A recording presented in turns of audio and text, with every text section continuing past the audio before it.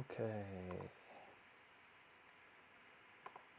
Now hopefully somebody joins so they can tell me if any of it's working.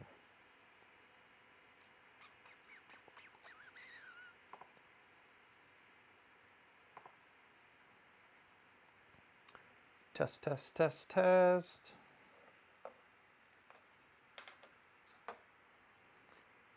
If anybody on YouTube can tell me if you can hear me, if things are working.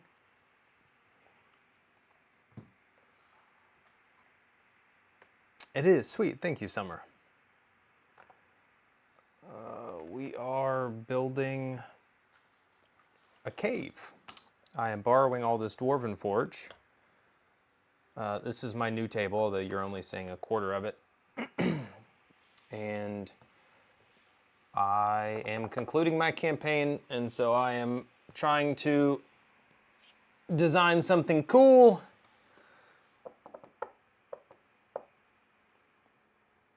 And I don't know where to start. I guess we should start with the entrance. Or at least the entrance that matters, like once they get to where I start really talking instead of just like you pass through the caverns and blah, blah, blah, blah. I also want to add some verticality to it. And so I have these are risers that I can use. And then I have these boards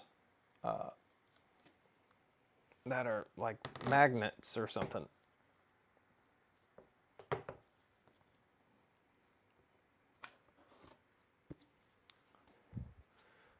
That I can then put on the risers to add that verticality as well. But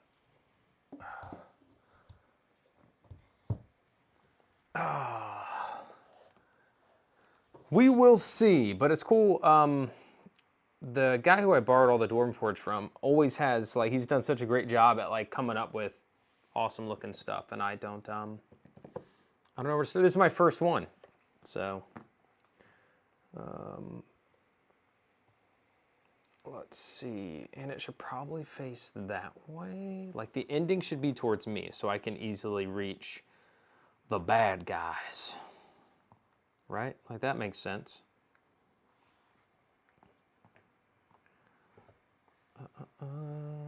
Do you play any games in person, Summer?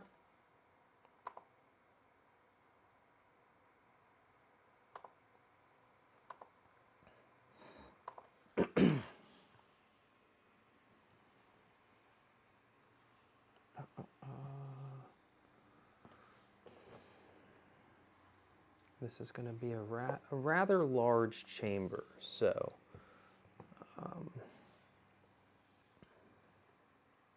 but how large is the question?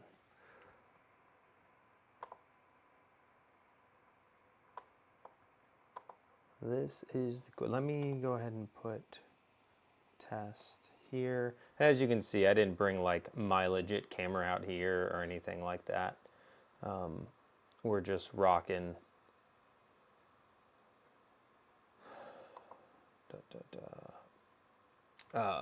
some random, like, at Best Buy webcam. Yo, what's up, Trouble? Also, you guys saw my mini I got today from my brother and his wife. This was the one I was going to use for the, like, pre-boss boss. This was like a Dracolich skeleton, you know.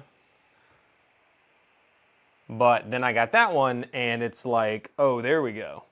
Because that one fits perfectly for it. Fits absolutely perfectly for the idea of how I've described this enemy. And the fact that they have like tentacles and all that sort of stuff. So fits that perfectly. Yo, what's up, the Mr. Fish? All right, so let's try to do this. The casual hair stone, I know, I didn't do anything. It's kind of weird seeing it, if we're being honest. If it's bothering you, Sliced, I'll change it. I'll go put a hat on or something. Some of these are also a little different, which is throwing me, but that's okay.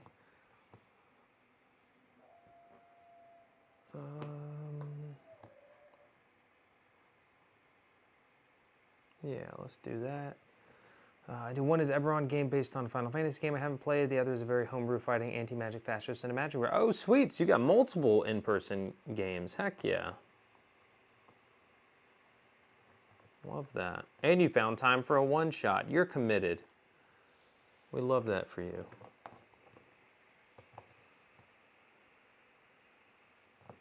All right, so I'm kind of starting with the final chamber.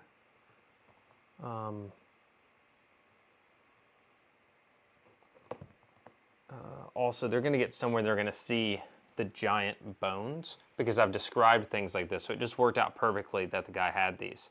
Like this is a giant hand. And then, you know, this is a foot.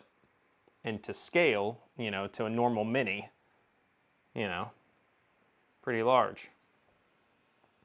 Play more online. The scheduling is more firm. Oh, yeah. I mean, it's definitely easier to get that. Trust me. Trust me. My online games change up the schedule like every single week. But we have two people who are firefighters and medics. So their schedules rotate all the time. Like they basically, you know, they have some weeks where it's 2 days and other weeks where it's 5 days a week, and that rotates. So it just makes it super difficult. You know, I want to have a set day. That's what I want. I want to be able to say like, hey, we play on Tuesdays at this time. And instead, it's like, when are we playing next week? When are we playing? But we play basically every week. We do manage to figure it out. It just normally requires some sacrifices. But we do manage to get her done.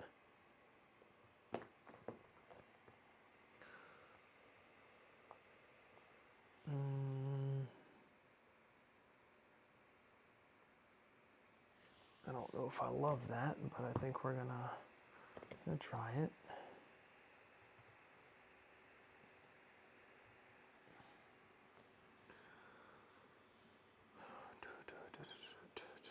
What about you, Trouble? Do you do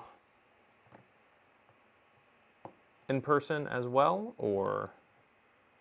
Oh, I didn't think about that. Oh yeah, I can just do this.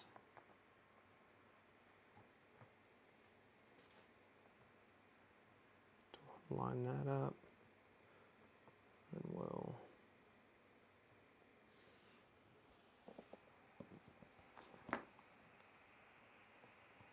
Online, I'm a hermit of sorts. Totally fair. Totally fair.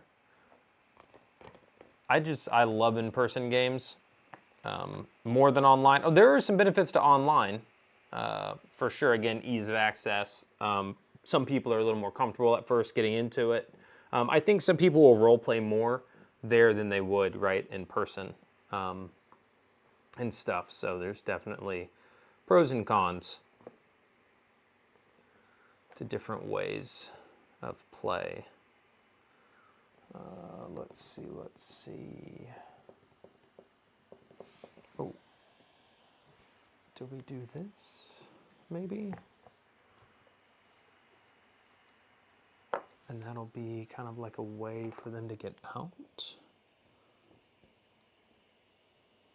Well,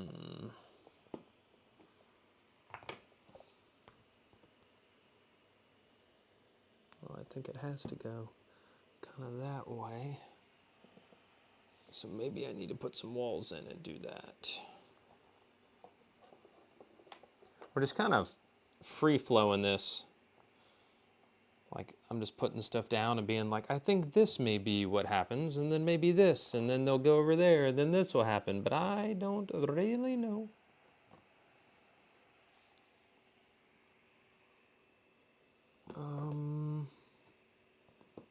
Do we do that? Flow state. I wouldn't call it a flow state. That's normally a positive where it's just, oh, it's all coming to me. It's not. It's not. I am fully like, I don't know.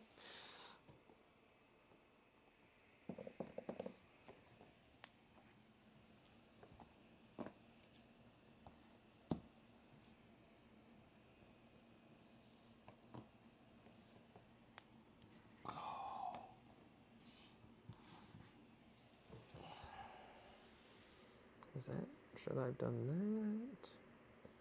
Maybe, how does that look? Nope. Nope, I don't know how that one's used. Oh, I didn't even see that there are holes there. Going to switch to DMing one of the, oh wait, I struggle online not to dominate the games being a more forward player. It's easier to balance that and prompt people to join in with body language and eye contact. I agree. Well, webcams can help with that as well. Which when I ran the one-shots, unprompted, like nobody said anything, people just kind of did webcams in the third game. So nobody used cameras in the first two. And then the third one-shot I did this weekend for the folks in the Discord, the paid games. The third group, we had, I think, all but 2 people out of a group of, including me, there are 6 people there. It was a group of 5 and me, and 4 of us were on webcam, so that was cool. And yeah, it helps, it also helps me a bit when I see people are enjoying it, seeing people smiling or laughing and stuff lets me like, okay, it lets me see that people are engaged versus like, I don't know that they're liking this. So it's always nice to get that feedback in real time.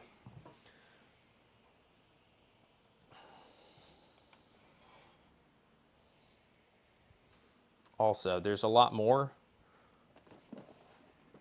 Like I've got these 2 tubs and there's 2 more of them, so there's 4 of these total.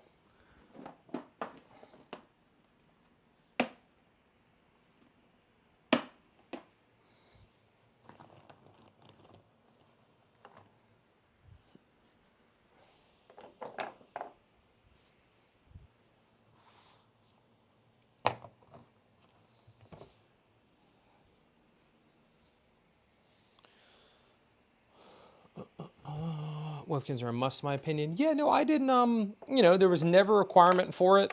I don't mind it. I'm, fine getting on and doing it. I also think it helps sometimes because I talk with my hands. So, like, I don't know if it's noticed or if anybody's looking at webcams during, like, the third game, people who are playing, but I'm describing stuff and I'm like, as the hand, does this across, or I'm like, it in the chest, it starts to, like, there's a visual element to it. So that I find easier to present in that way.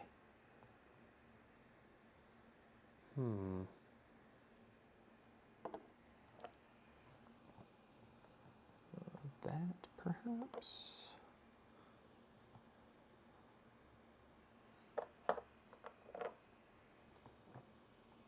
Yo, what's up, Austin?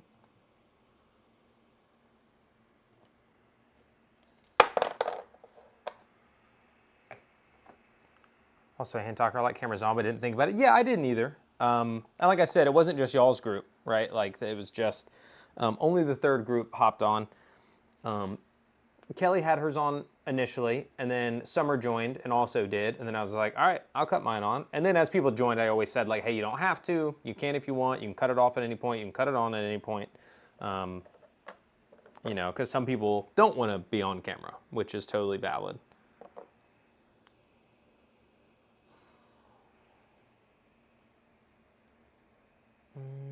I feel like I kind of want to put one of these just as like a way to get through and maybe break line of sight or something. Just like a unique path. But then I might need another... I got to figure out how the heck to use this piece. It's just like split down the middle.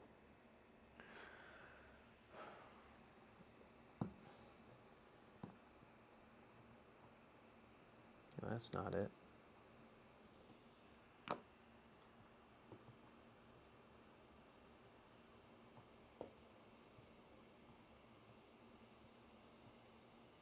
I don't love that that shows a gap there. So I do think we have to go that way.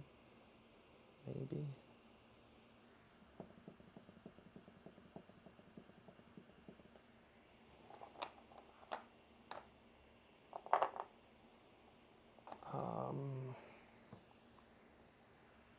Do I have, I know I have another rounded corner.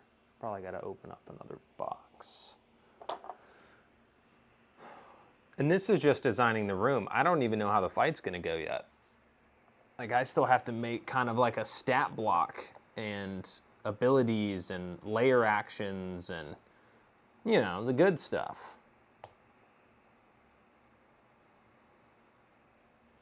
All right, let's grab some more pieces.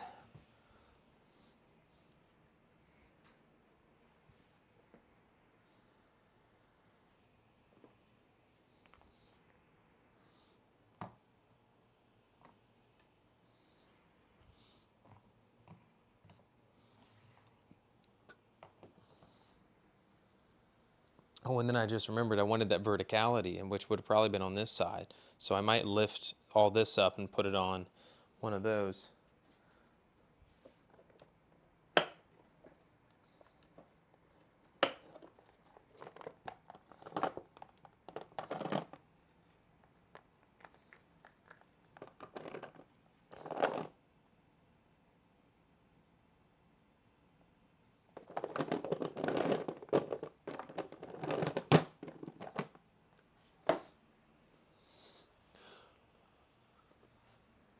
Homebrew campaign? Yes. Yes, it is in my homebrew world of Vasilia, which is not what you guys played through. You guys didn't really play through a world. I just made up the names of some cities just for the one shot. But yeah, the homebrew world of Vasilia, I've shared it around a couple of times with like a map. Oh, I have a map right here. A couple of them actually. I know you're not really going to be able to see it, but proof of existence. That being the world map.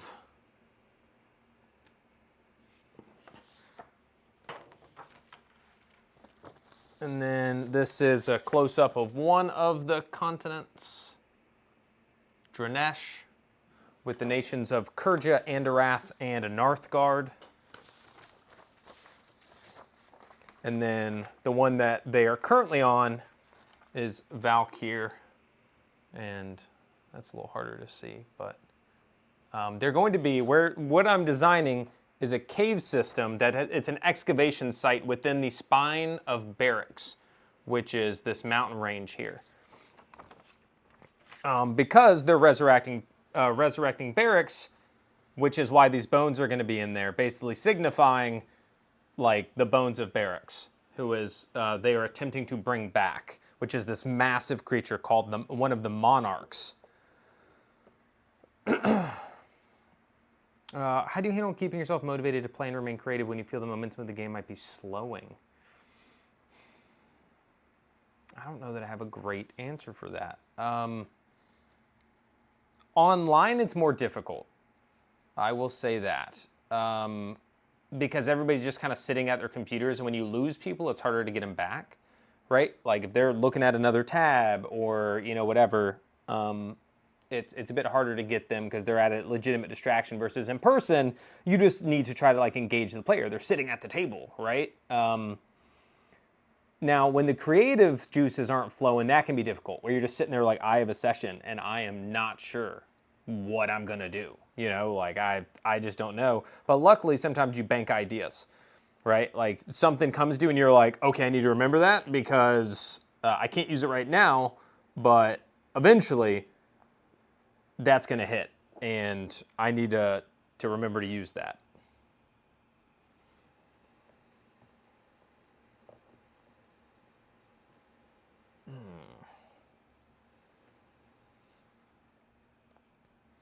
I like to say, I didn't even know this existed. You got like a long curved wall here. How do I want to use that? I feel like that'd be cool. Oh, wait, how does that work? Oh, it has to go on the outside, I think. No? Because it doesn't have a floor on it.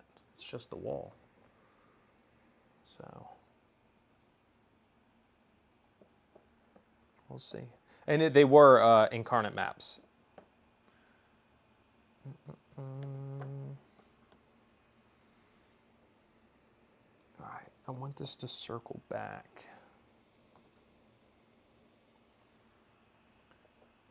that away.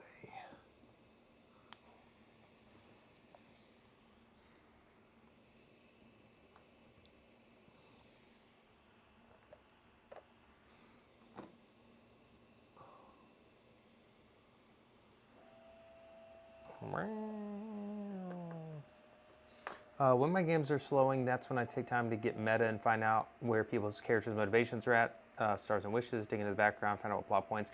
Yeah, that is 100%. So I will say I haven't run into that. I've been relatively lucky. Yeah, I mean, I have certain players, or I have had certain players in my games where like they're just not that interested in role-playing stuff. Like I had a guy, he played a barbarian, and he was your stereotypical, I'm an orc barbarian and or a Goliath barbarian, and what I want to do is fight stuff.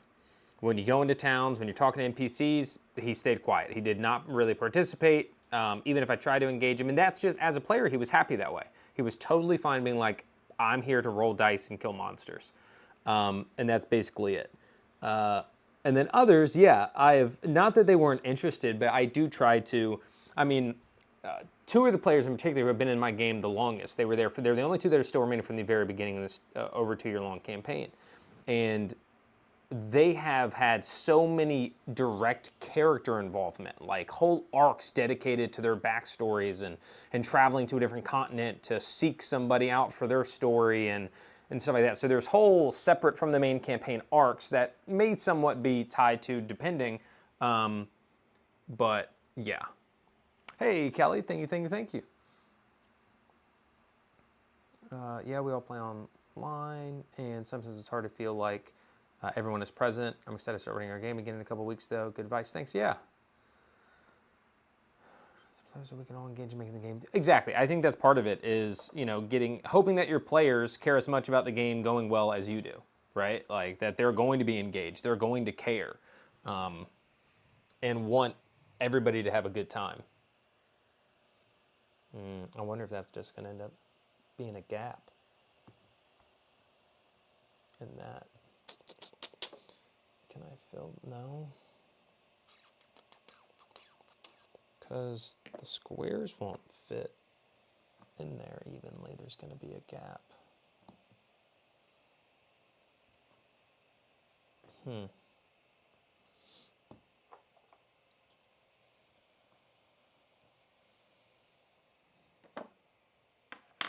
think I got to get some floors out. The other thing is I'm not sure. Like he's done a lot of verticality stuff, and I don't know that I have stone steps to actually take it. So I can put all this on one of these on risers, but I don't actually know how I will get them from where they're at to this point. And now I'm mad that I made it right there, and now I want to put it up here. So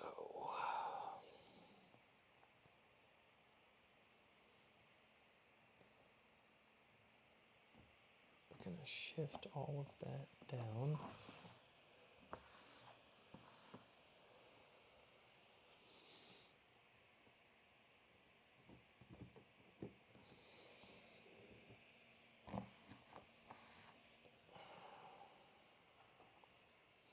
This can all move together as my little path over here, although I don't love that that leaves that gap. Can it go that way? Yes. Then there's the gap there. So maybe we just put it, there we go.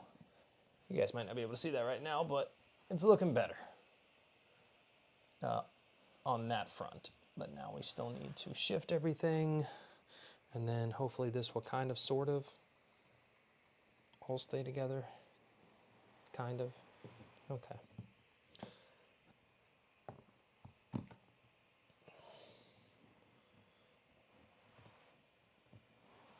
If I did this more often, I would probably understand how I'm supposed to do things, but alas, here we are.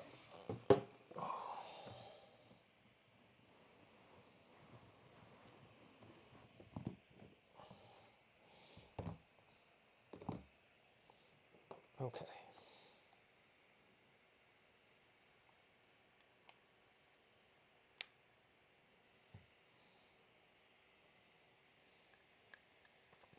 I don't think I want it to be too high, so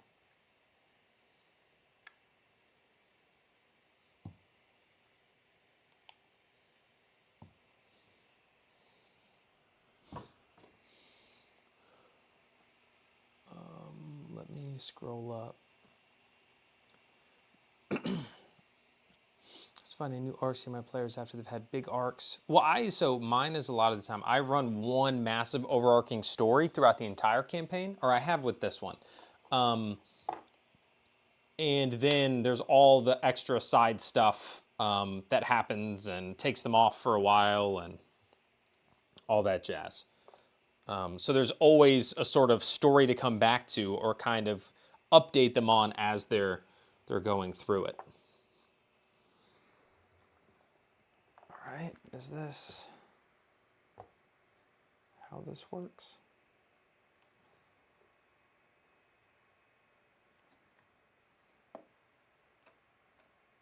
Okay. So these all need to get flipped over because the magnets that connect are there. Cool. Yay for magnets.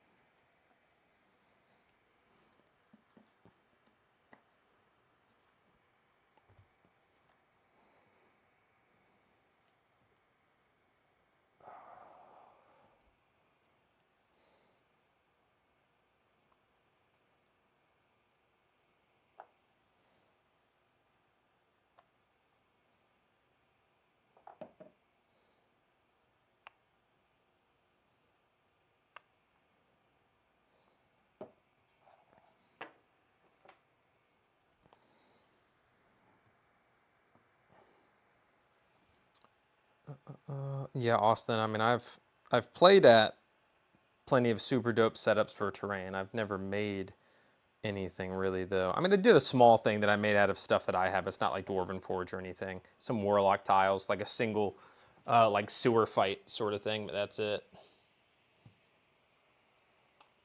I guess would the easier way be for this to just.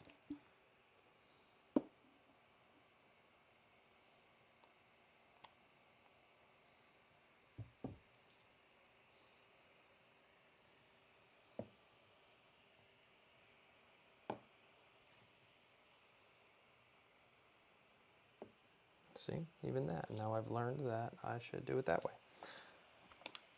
Oh, gotta move the laptop.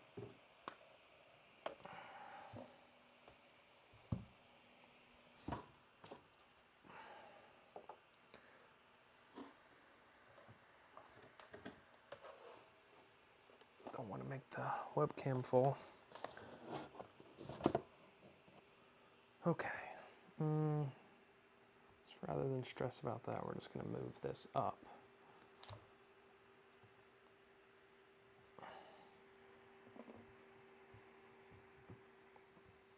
Doesn't feel the most stable, but okay. Now how do they get up here? That is the question. But first, we have to basically rebuild what we can on this. Okay.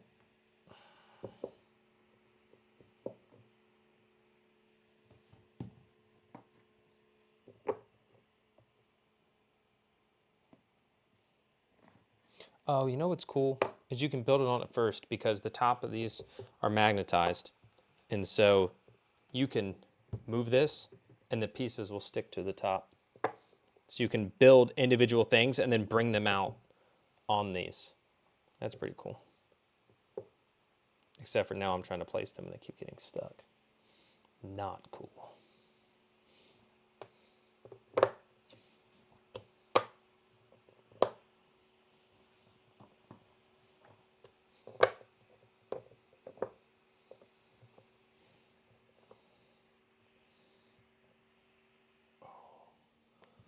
All this hunching over's not doing anything good for my back, I'll tell you that.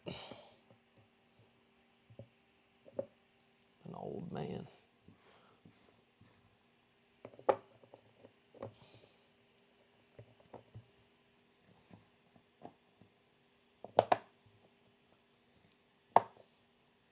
Alright, I'm going to be able to do... Ooh, that's cutting it close on the edge there.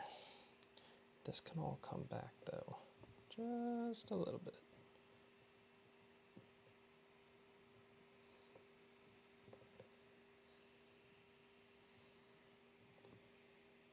You guys know what sounds really good right now?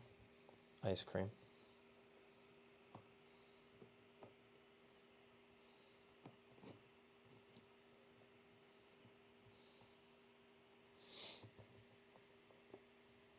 But sometimes it's just not meant to be.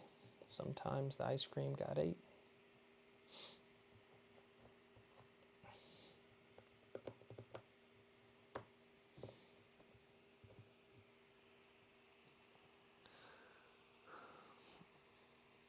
Wish this light wasn't behind me.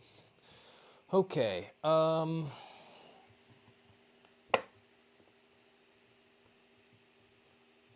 goes that way, that goes that way. Boom.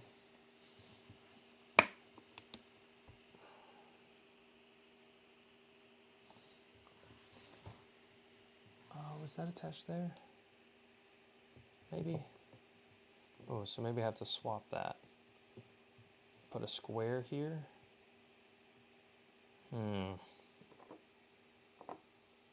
There's a floor. Don't say that. My fiance has been in Jerry's in the freezer. That is hers. Never eat somebody else's ice cream. You know, I feel like that's a cardinal rule, sin, whatever, you know, like eating another person's ice cream, not sharing, you know. Ate mine already? Yeah. And now imagine if you ate yours and then you also ate theirs. Absolutely heinous activities.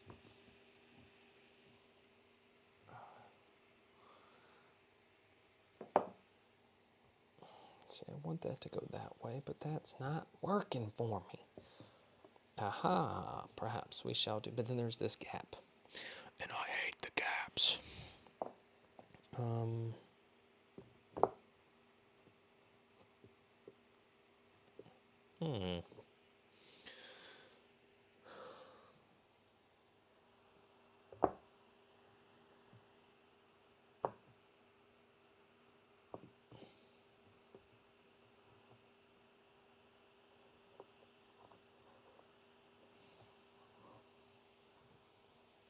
All right, there's a floor, there's a floor. Boom, boom. I don't understand that part. Why is there no wall? Oh, I think that's an entry point.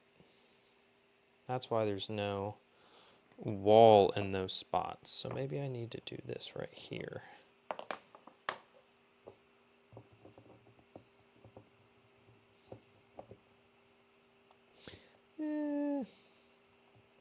I suppose that could work. I should probably use another. What's this? Was that to fill gaps? No.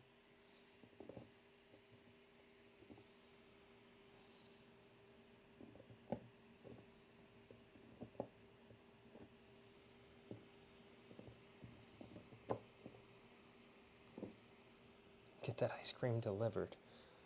Yeah.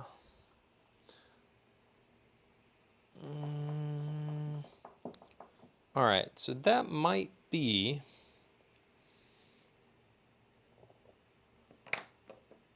what we're going to work with for this top layer for now.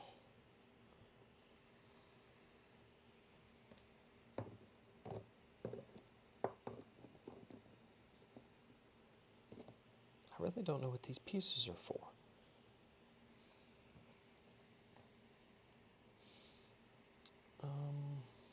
Would this work over here?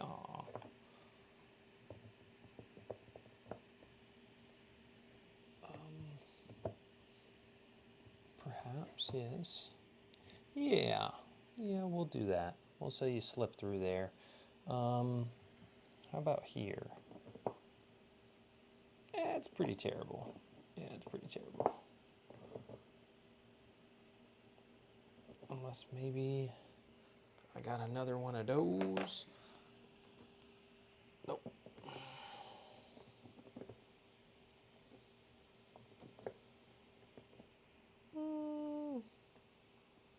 Yeah. All right. Now we need to figure out. They're level 12, Jay. They're level 12. We need to figure out what I can do to get them from down there to up here.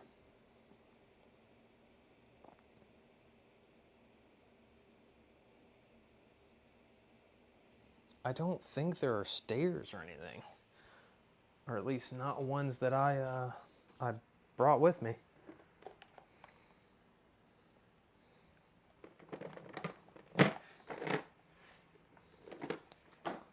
I've got a bunch of corner pieces. I got floors. I got passages.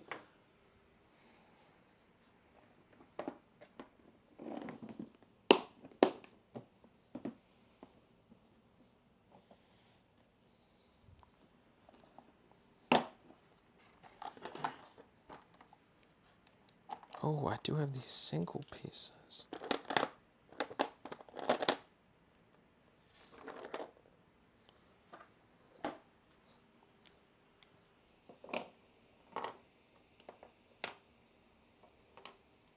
To fill in some of those gaps if I really wanted to. For the double ones, I could do something like, I don't know if you guys can see, but kind of place it on top and do like a stairway that way. That's so high though. Maybe I should drop one thing off of each. A lot less verticality, but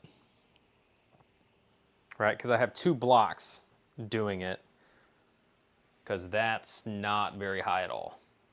Now mind you, it would be on a piece, so it'd be slightly higher, but I don't know about that.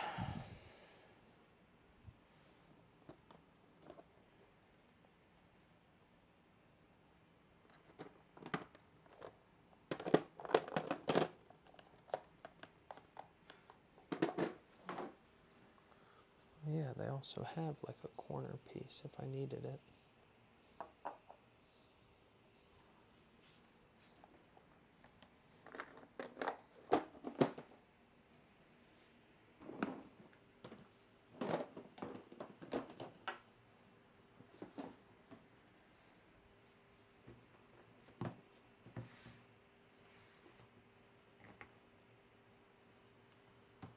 I don't remember how he always built it for us to get up to these places. I feel like I'm missing part of the stuff that he would use for that.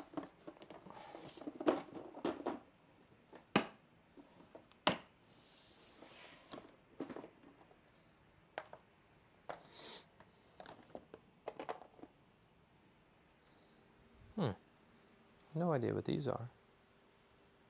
They like go on top of stuff, like archways. I don't see any holes though. Oh wait. I think they mark, yep. They mark an entrance. Are they the same? Because that don't fit. But there are holes on these, so I feel like they should. Yeah, that'll do. Because I don't want to break anything, but...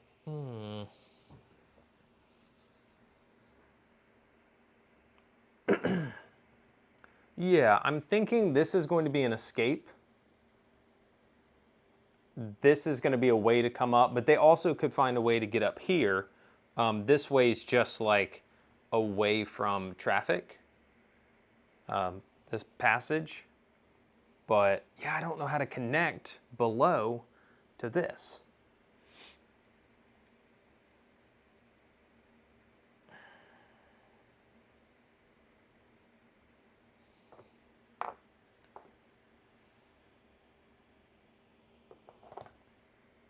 I really wanted there to be verticality, but maybe I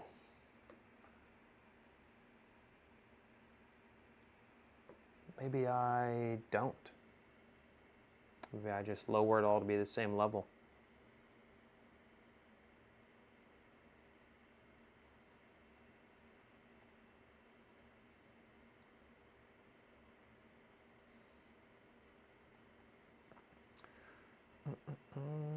Otherwise, I'll have you to use quite a few pieces to get this up. I could drop those squares off though.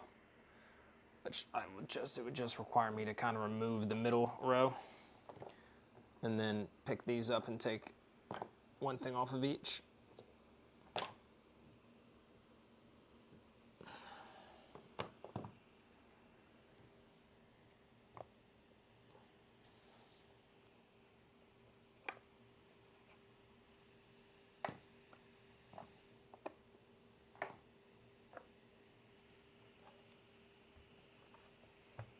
Okay, that does feel more manageable for getting them up there.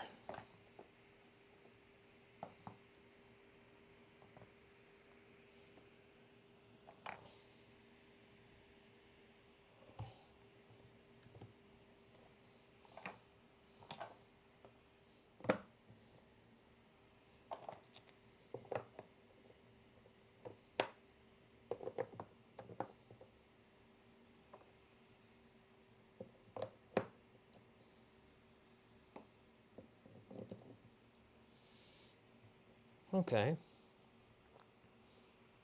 That is better.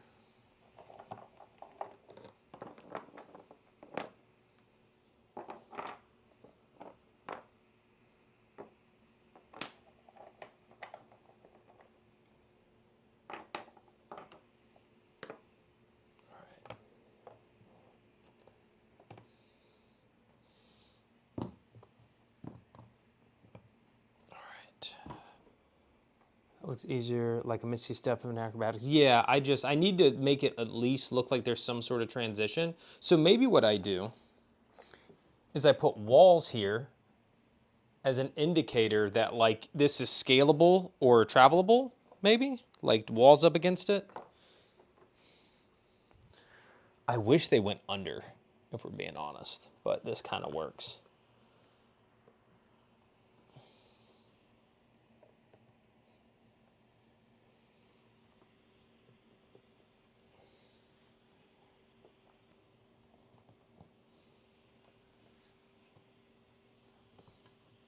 Right, you kind of see what I'm saying? Like there's this a little bit of a gap that isn't amazing, but I could also maybe push everything forward on the block and make it look more together, right? Like some, oh, that, yeah, that might be it.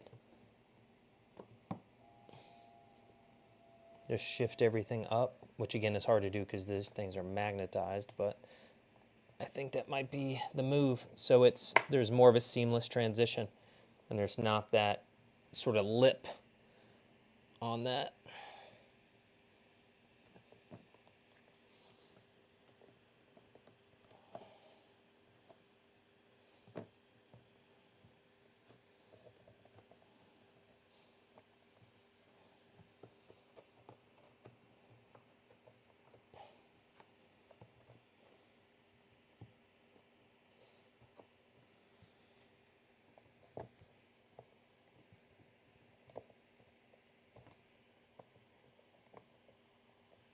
As long as that doesn't like fall off. That would be less than ideal.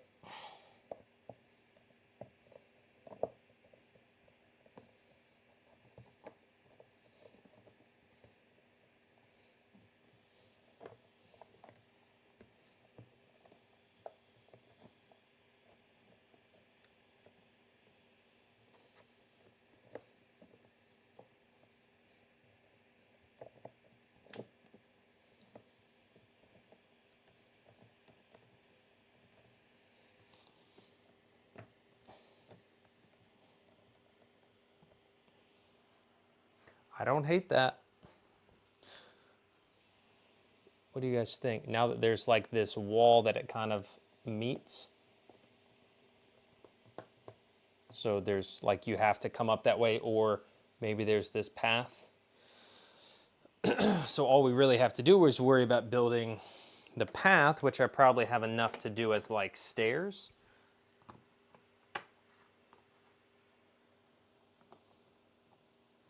Something like that. Maybe I stick a riser on the back end.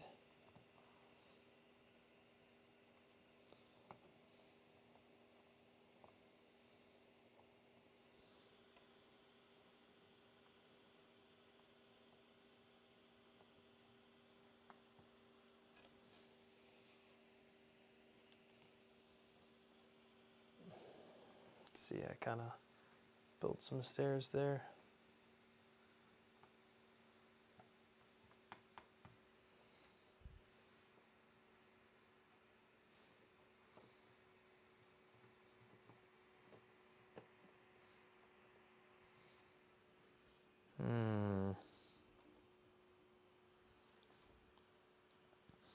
Feel like the very bottom one should be this, actually.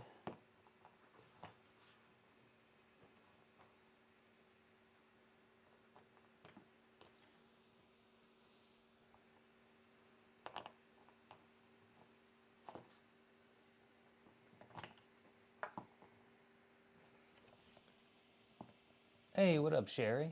I get the vision. We only play virtually, so it's nice to see something 3D. No, I hear you. I hear you. And this is where, like, it probably would have been better if I had an idea for this art. Like, if I had designed it online or something, right? Like, come up with an idea and then be like, okay, let me create it.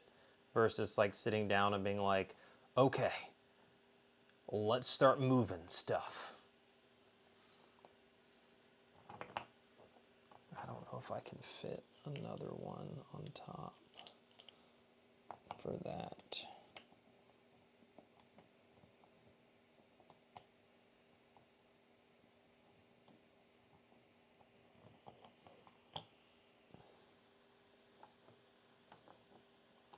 All right, so this is now turning out to be the hard part.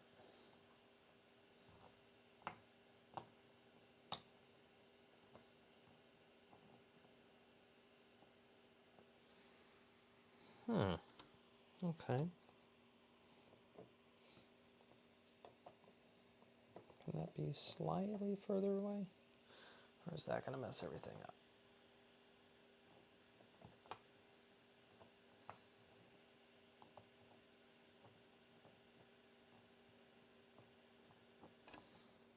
Nope, you stay right there.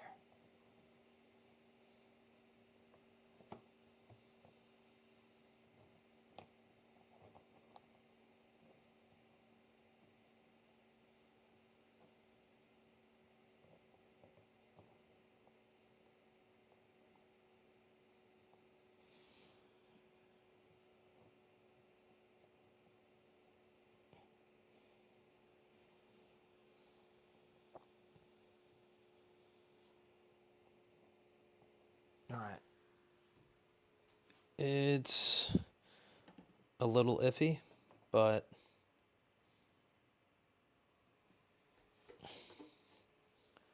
for now, that might be the best I can do.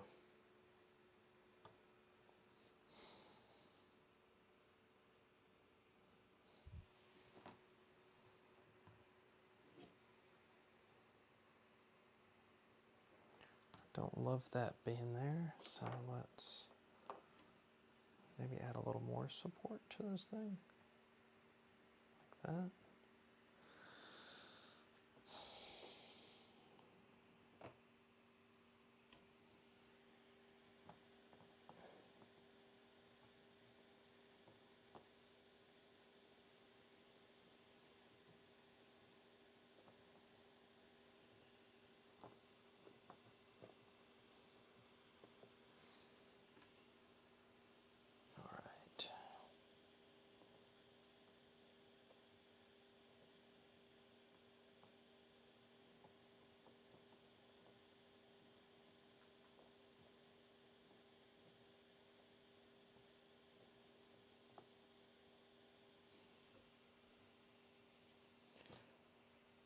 Yeah, I don't love that aspect, but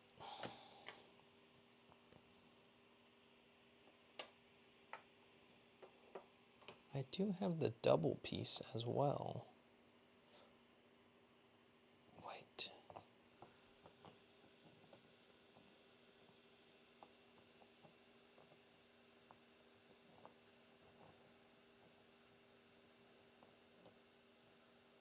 All right, I think that's if it'll stop getting magnetized, I think that's going to be the way that we solve this.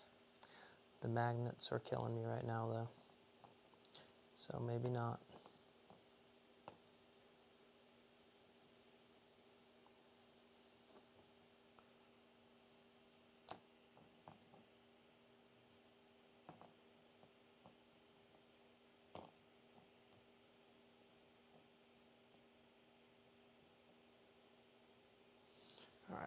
Yeah, we'll just do it like that. That'll have to do.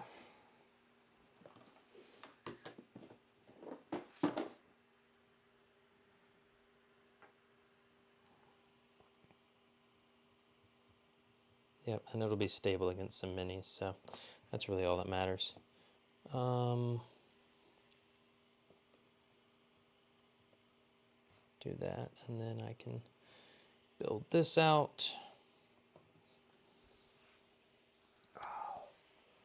Are the stairs going to be visible or hidden behind something or someone? They'll be visible. They're going to come in down here, and then they'll need to kind of get up here, and they'll have this path, or they can try to scale the wall if they choose to go for that.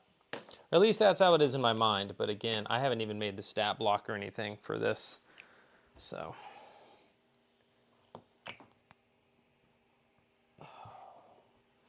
Just going to fill that in with that.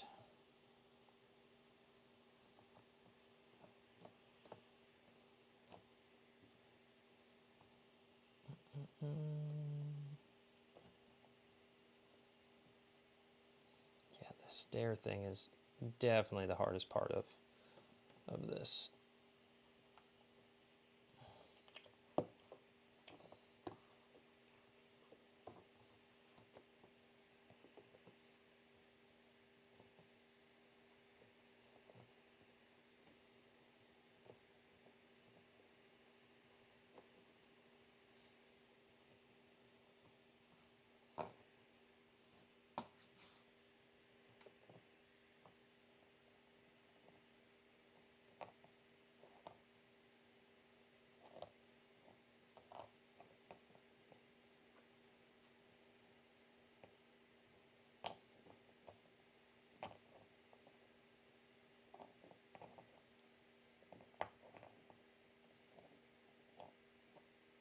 I was trying to do that, but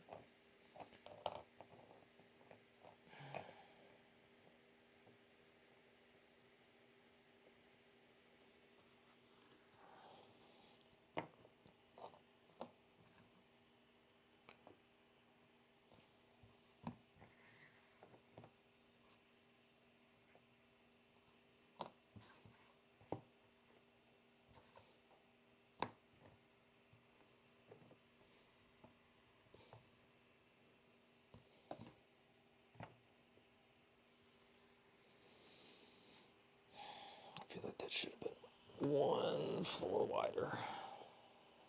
Oh, that means I need a wall. Flat wall, there we go.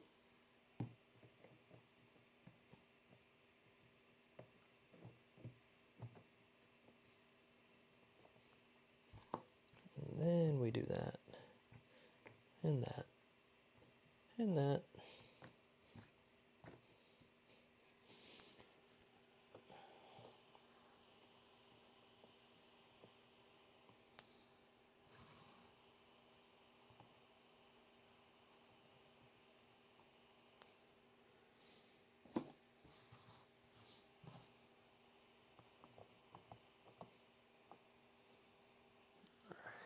There's a floor.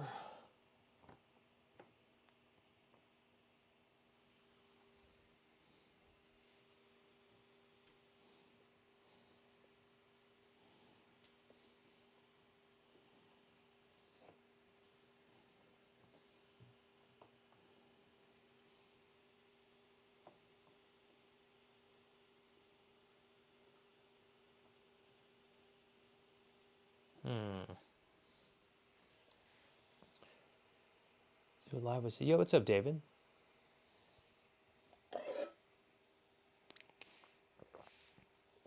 I'll turn the camera down a little bit so you guys can see.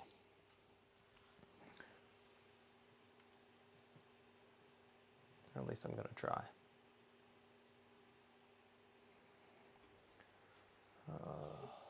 Ow. Oh, that just put it right back there.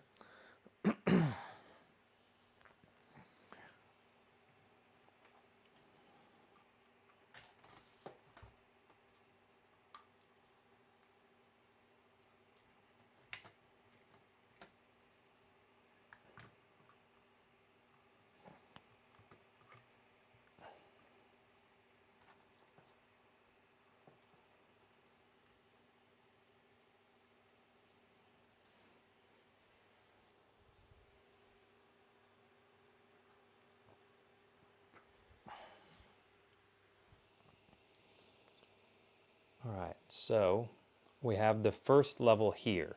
They can run up and try to scale this perhaps. There's also the terrible stairs that I made right here that lead up into a path that can take them into this room. This would be an exit that you guys can't see because of the chat. So let me move that. And then I have to decide where I want the bones.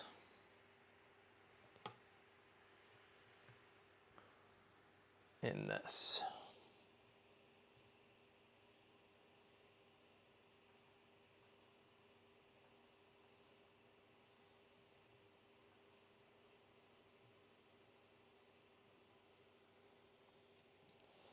That's not, so the problem is having them both in the same thing, the leg or the arm, doesn't help with the actual scale of it because they probably wouldn't even be close to the same chamber due to how big this thing is.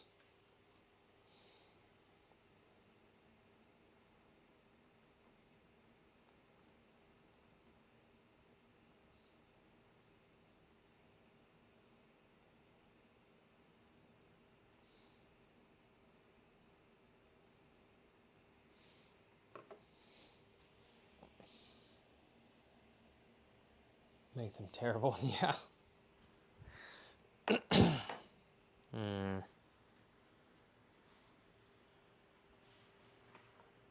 All right, well,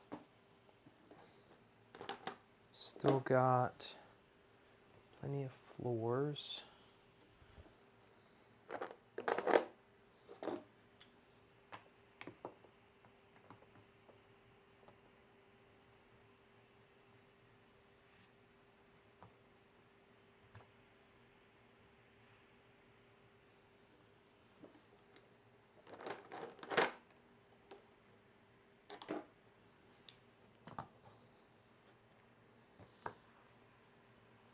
And after we design all this, guys, we have to come up with what's actually going to be in here.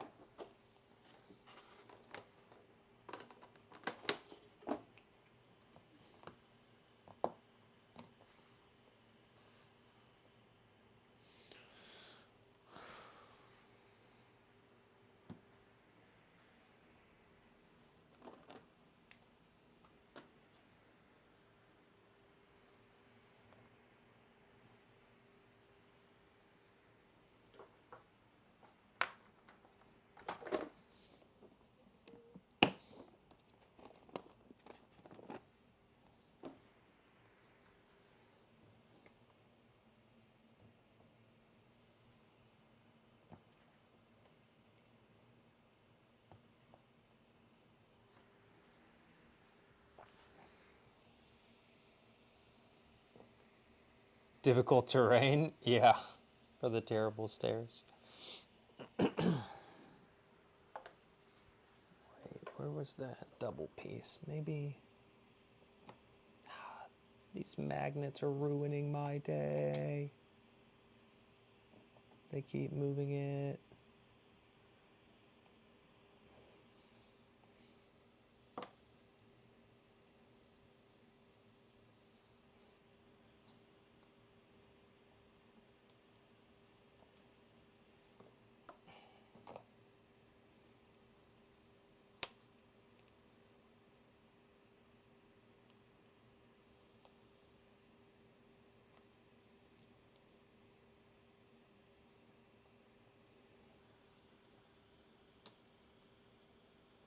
Bruh.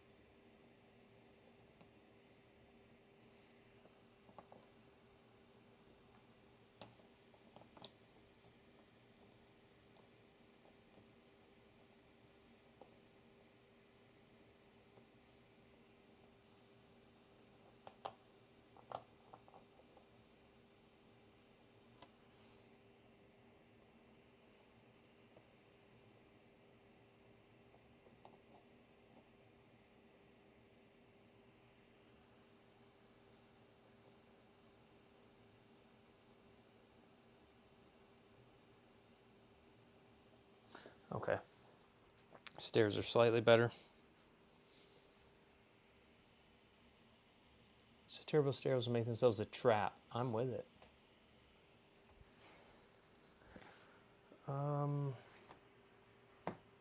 Still don't understand this. Oh, it's just for an entrance on a corner, perhaps?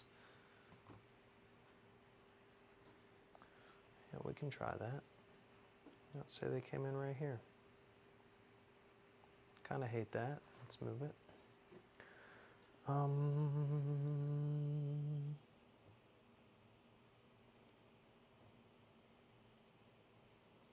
Can't do that. Can't do that either because of this freaking thing right here. So let's replace it. Shift and up.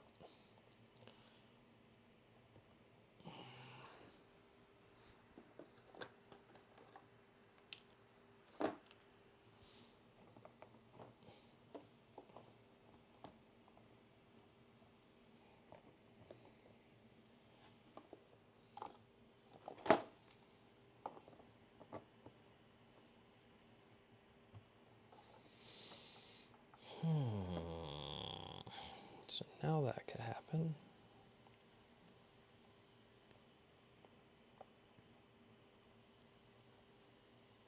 But I kind of hate it.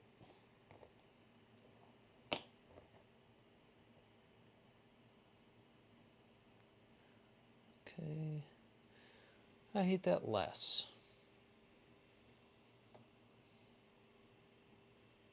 I think.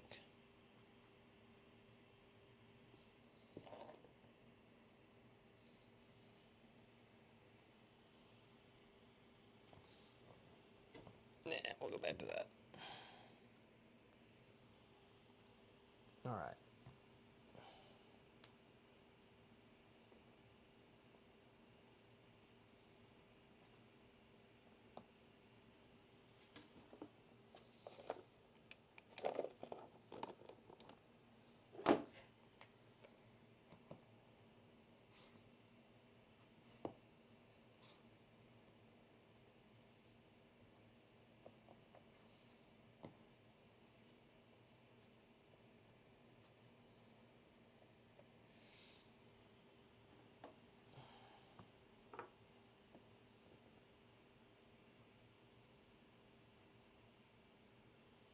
Okay.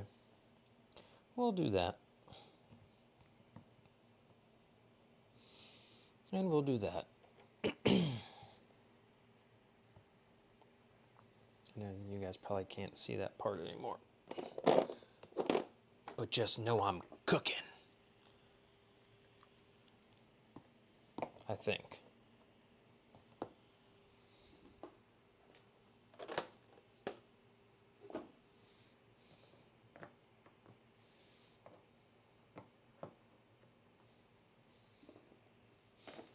I'm actually getting low on floors.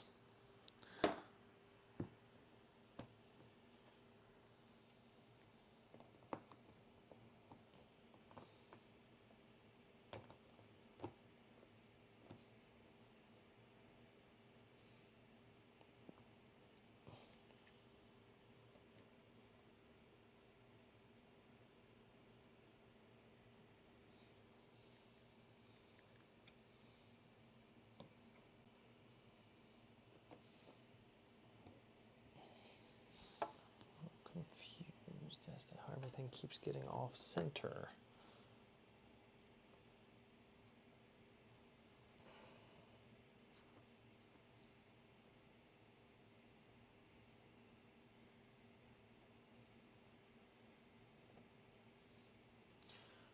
Okay.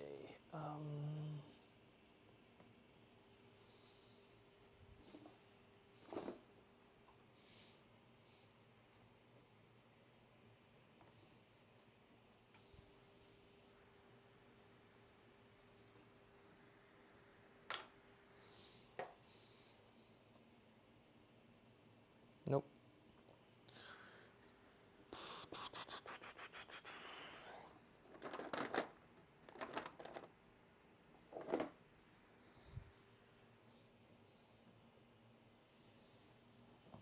Nope.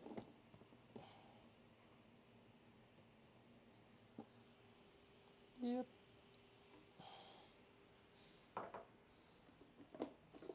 These are curved corners. I don't want a curved corner, I don't think. Let's try a regular corner.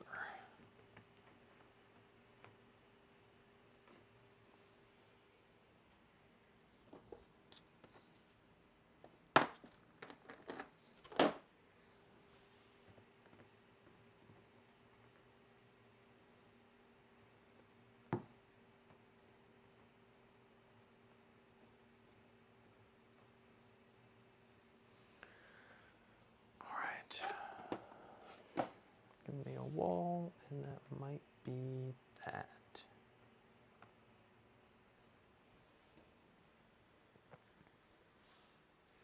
But then it's like, do I put this down here? Perhaps.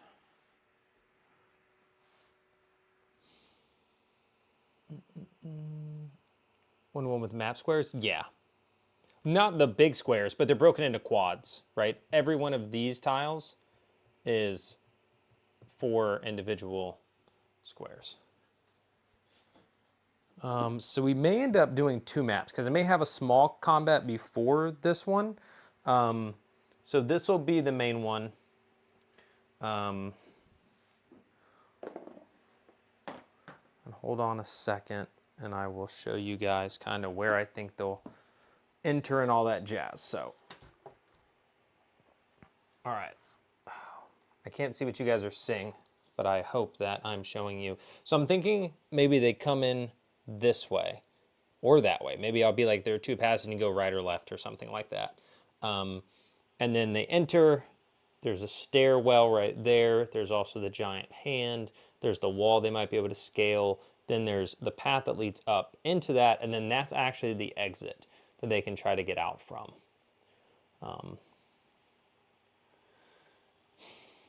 Yeah.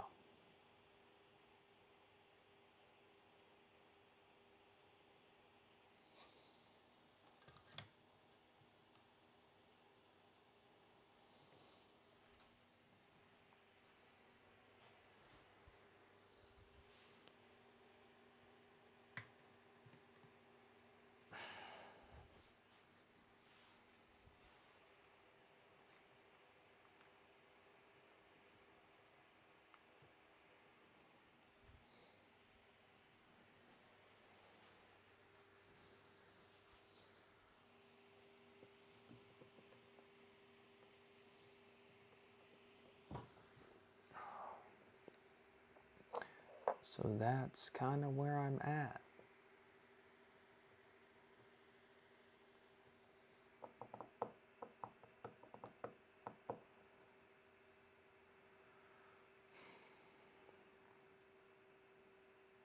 I feel like maybe I should throw... Oh, I know what this is for now.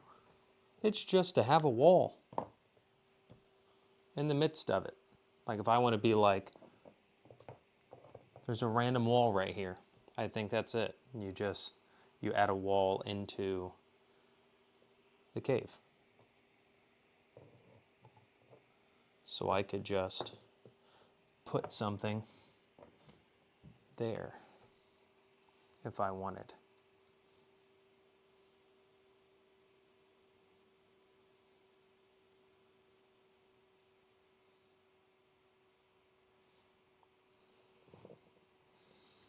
Player agency. Yeah. Bones better force people to investigate before going up.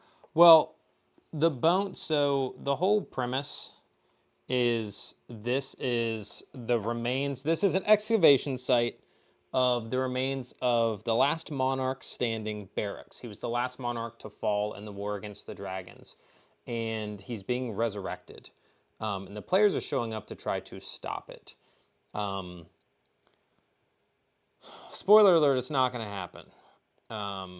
Because this is the finale, and that's just the way it's going to play out. So basically, they're going to go from this. They're going to fight. Hold on, I'll grab the mini. As soon as I remember what I did with it. Oh, I know what I did with it. Put it in here.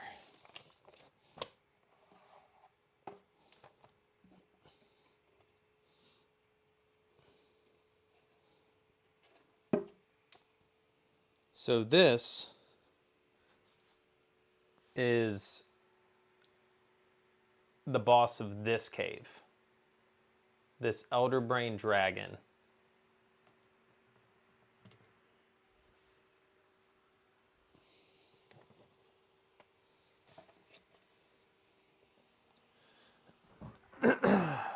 Is the boss of this. But the idea is that at some point near the end of the combat, he's going to move down around the hand, and the hand is going to and literally just crush him in the hand because Barracks is back, that being the hand of Barracks. And that's going to be the setup for the absolute final boss, which is going to be something that is massive. They're level 12. They're level 12. And they have pretty good gear. So, yeah. So what I'm thinking now is, because I want to show off both pieces of the bone. This is a foot. And again, even look at the size comparison even to like this dragon, right? Like that's a very large foot. And that's the idea, is that the monarchs dwarfed even the largest dragons. And so that's why this can't be in the same chamber as that arm, because scale-wise, like it doesn't make sense. Like, well, maybe if the foot was all the way over there. But I'm thinking they'll find the foot in one room, like in a pre-fight. Like they'll kind of pass through a chamber with the foot. And then they'll come to the hand in like, you know, another room or whatever. Could you include a mechanic to lead to hand? As in like something he tries to do that leads to the hand? Maybe like he lands and he's like, you're too late or something, and he tries to like infuse the power, and then the hand comes and, you know, like that sort of thing. Unless you're talking about something else. Also, it has this cover on it, on the brain, that you can take it off. But I like it. It adds like a warp sort of effect to the brain. So I kind of dig it. That is making me realize, though, I want to switch some of these squares, because some of them have things on them, right? Like they're not completely flat. And so I need those to be on the edges, I think. So people, like when I want to set him down, I'm not worried about him being on top of those and being uneven and whatnot. So let's put those in squares that are less likely to have people in them.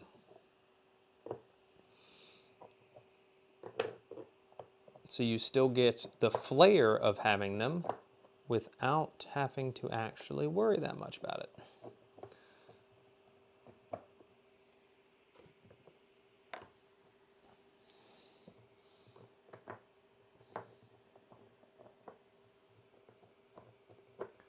Let's take out dragon. Maybe they find clues to his hand and try to lure it. Again, they're thinking that they're here to try to stop Barracks, the thing's hand, from ever coming back.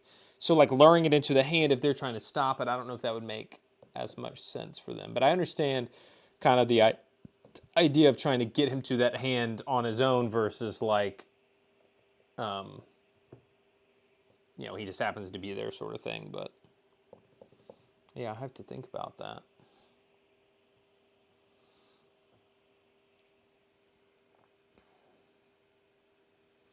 I mean, this is one of those moments, right? It's the finale of the campaign, basically, where, admittedly, they're like, regardless of what the players do, that mother effer's coming back, right? So it's one of those things where, like, this is a railroady moment to be like, you can't actually stop him, but I don't think they'd want to, in actuality. Like, I think they want that fight. As players, they want that fight. So I don't feel bad about being like, yeah, you can get here and do this, but like it's not going to stop it. Like this part is inevitable, but I think they want to fight him anyway, so.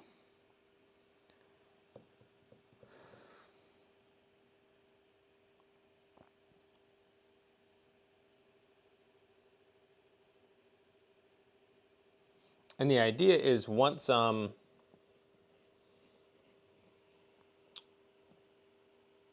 hopefully they kind of end here, maybe they're down there. Once the hand squishes Xylix, which is the dragon, the cave is going to start collapsing.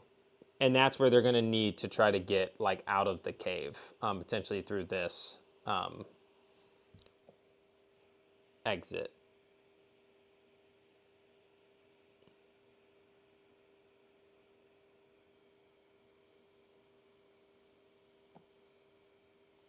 Right now, I just wanted a cool map, right? Like tomorrow, during the day, I will work on kind of planning out how the session's going to flow. Like I have the big parts, but I haven't really ironed anything out. I do think I need one more room before this so I can put the leg in there and just kind of tease at that. I'll cover this with something like a sheet and just do that combat down there in that corner that you guys can't see of the table.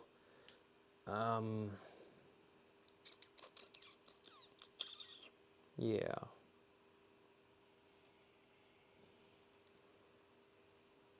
I'm also sort of wondering if maybe the map is too big.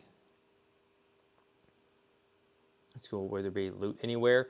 Not in here. This isn't a place for loot. They may be able to get something. So the other important part that I'm gonna try to tie in when my creative juices are flowing in regards to like the actual story elements, right? This is map design, but the story elements. I also thought that like maybe the hand is here, right? Because they're continuing to excavate, right? Like maybe the arm is buried under that or something. Because maybe the dragon fights him down here, and then he like kind of is like, fine, I'm done with you, and like lands up here, and that's when it's like, you know, that sort of thing. But then they're less likely probably to run towards the hand, right? Like that's the other thought is like here they're like, we got to get out of here, and they run through and they try to get out. Whereas there it's like if they're down there, he flew up here, got crushed. Why in the world are they coming this way? You know, so I'll have to think about that. But there was a player character. There was a guy who was playing in my game, and he ended up having to stop. But his character had a backstory that I used for this in a way. He talked about how he was basically an experiment. He was like an underdark gnome, a deep gnome, who told stories about being experimented on by like a Dracolich and all these sorts of things. And so the tie-in to this is that once he parted ways with the party, he ended up getting captured again. And so he's going to come in here and maybe help him fight, but at some point he's going to break free and he's going to aid the party. And I'm thinking that in the moment when everything goes wrong, he's going to be like, get out of here and try to like hold, like use his psychic, he can do sorcery, and it was all like psychic based. He's gonna like basically telekinesis rubble, right? Imagine the ceiling is falling, and he's gonna be like, go, go, go, and hold the roof up and allow them to try to escape and kind of be like the last thing he did, assuming he died there, was basically rescue the party that he ended up turning on. Is that the only hand you have? Yeah, I have a leg. I only got these. He has other bones at his house, like rib cages and random things like that, but I only took the leg and the arm. I'm debating on doing the whole end of the campaign tomorrow instead of across 2 sessions. In which case I'd have to go back to his place because he has a Tarrasque that I'm going to use for the Monarch. So, yeah. It's unpainted though, so it's just going to be like a big gray piece of plastic. But, and then the idea was that I would use smaller dragons for that. But yeah, I have a big leg, foot, and I have a hand.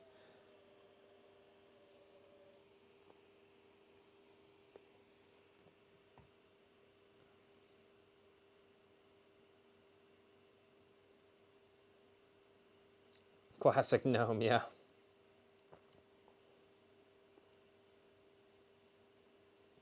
But I mean, I guess the scale would still kind of be shown. Like if I don't think I'm gonna have them both in the same room. I do think I'm gonna do that other one. I'll put it where the tripod is for the camera right now, because that's the only space I have left. But then I'll put the leg over there for a better scale of size. Because even if I put like the hand up here and the leg over all the way over there, like when I think about it, I'm like, yeah, that's like, 80 feet between the frickin' arm and the leg. But in my mind, that's still too small. because they, again, the whole lore of them is that they dwarfed even the biggest dragons, which this does better at, right? I feel like the leg does better at that because this dragon is like the size of the foot of this creature. So then you're just like, oh yeah, like this thing is massive in comparison. And again, it can fit the whole huge dragon. This huge dragon can fit it in the palm of its hand. Or at least it's a huge base. It's not like as big of a dragon, but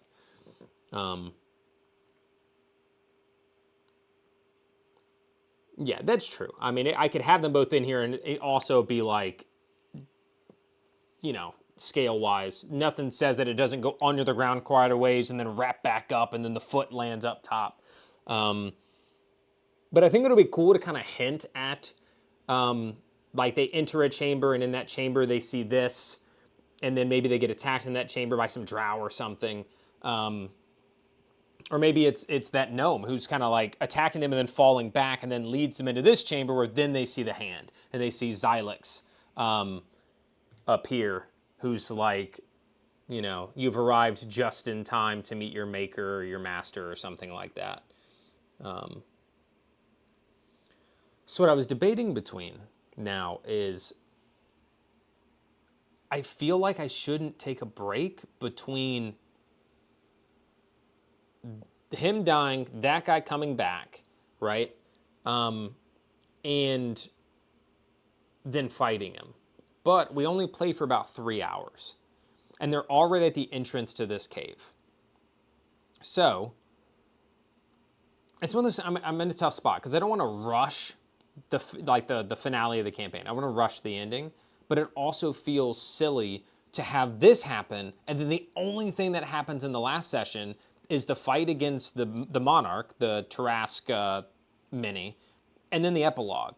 But to be fair, that also allows me to give more to the epilogue, right? It allows there to be speeches. It allows there to be, those sorts of things. So when I think about that, I go, let it be its 2 sessions. Because then you get to take your time with all the elements that aren't, you beat the boss, right? You get the actual epilogue, the role play, all those sorts of elements. But it also feels like there's just this gap where this is supposed to be like the basically this is like the pre-boss into the boss fight, but instead there's a week between those 2 things. And I don't love that. The other option is to skip the other room, start the session immediately walking in here and doing this fight. Let's say it takes an hour. And then they run out. There's a little bit of role play, maybe 30 minutes. And then the next fight starts. Say that takes 45 minutes to an hour. And then there's 30 minutes left for closing things out. What's up, Bound Bob? I don't know if you saw my message on Discord. I wasn't sure if you were like planning to be in those one shots this weekend, and then I was worried that I'm assuming you didn't, since like it never came up. But I had seen you made a character in the list, and I thought at one point you had like put your name on one of the times, and then when I actually made them, I was like, oh, he's not in there. But then I saw your character listed, and I was like, oh crap. But I think we're fine. Like I think, yeah. Let me get into the order of events from the hand to the end. So they come in here, they fight Xylix, and potentially Shade, which was Greg's character. Once Xylix gets low or something like that, like they've done good damage, it feels like they're in, the players are happy or whatever, he's going to end up being grabbed by that hand and crushed because Barracks is back.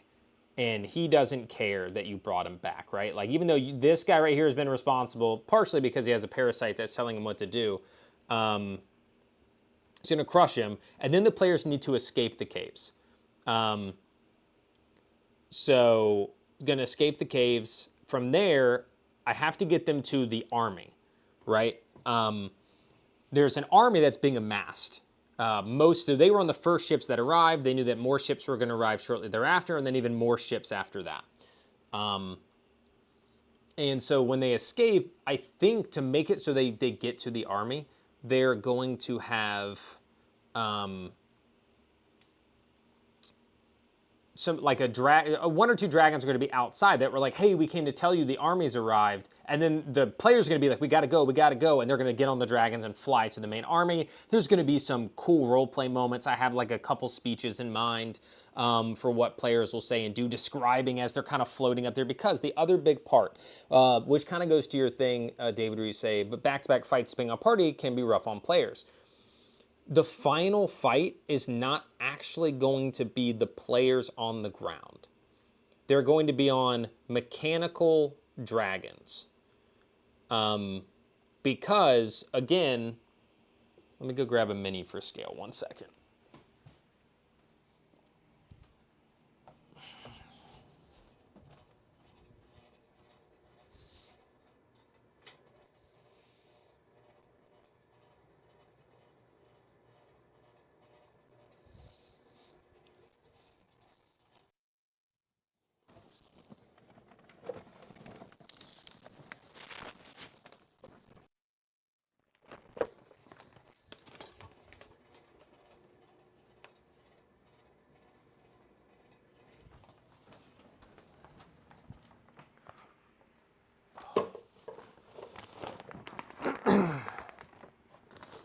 During the cave escape. I don't, but I'm open to it, right? A skill challenge, something, right? Because this is the scale of a normal humanoid mini to the foot. So they're not going to stand here shooting or stabbing feet to beat this monster, right? Like, I just think that's silly. Like, the idea that, because they're not superheroes, right? Like, they're heroes, but they're not superheroes. So my samurai fighter character is not going, like, just stabbing this guy's foot is not winning. Like, that's just silly to me. So that's why they're getting mechanical dragons. And so they're actually going to be, yeah, you wanted the pod racer mechas. Yeah. So the idea, and again, I'm going to use a Tarask. I'm borrowing a Tarask. So I might use this dragon to do a better scale, or I have some other dragons that I was debating on. I think I'm using these. I think I'm going to use these.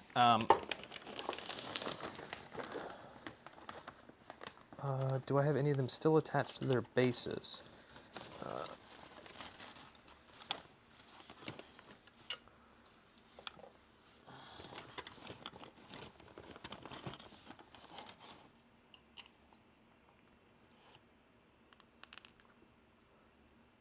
Yeah, so my plan is that the players will basically have these as their minis, right? They'll be on these mechanical dragons. And again, a Tarask mini is very large, okay? Like the Tarask mini, which is funny to call a mini,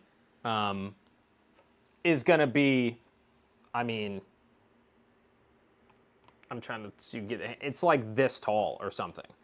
So even if they're on their mech dragons, that thing, it helps the scale. So they can see just how big this creature is against them despite being on dragons.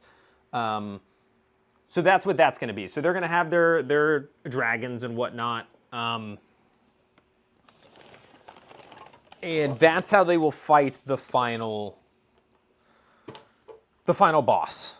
So they can completely use all their stuff in the fight against Xylix. Like, they don't have to hold on to abilities and all those sorts of things, because the final fight is going to come down to them on the dragons, the mechanical dragons, and fighting them.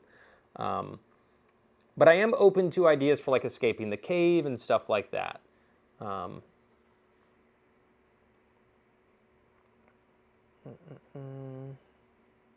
Okay, Bound Bob, no worries, dude. Yeah, I was just double checking. Agreed. We had a break between our last fight. We should let people rest and think. We want a moment with that gnome or last bits of lore. Fair.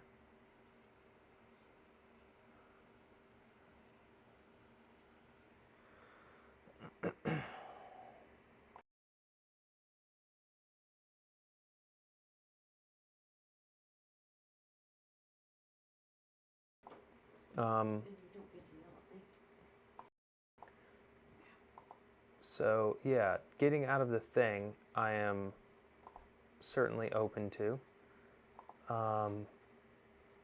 Also, J. Fran, sorry, I completely ignored your message. It was not on purpose. I'm glad you caught up, and I'm glad you got to watch the interview. Glad you got to enjoy it. Session went well for you, though. Yeah, I really enjoyed them. I really did. It was cool to see all the different groups, the way that they played each of them, like the different party makeups. Two of the groups were 4 players, one of them was 5, so there's a difference there. So I added some extra monsters to the other one, but I think all 3 went well. I think everybody enjoyed it. I mean, sometimes it's hard to tell, especially online, but for the most part, it seemed like people were quite happy with it.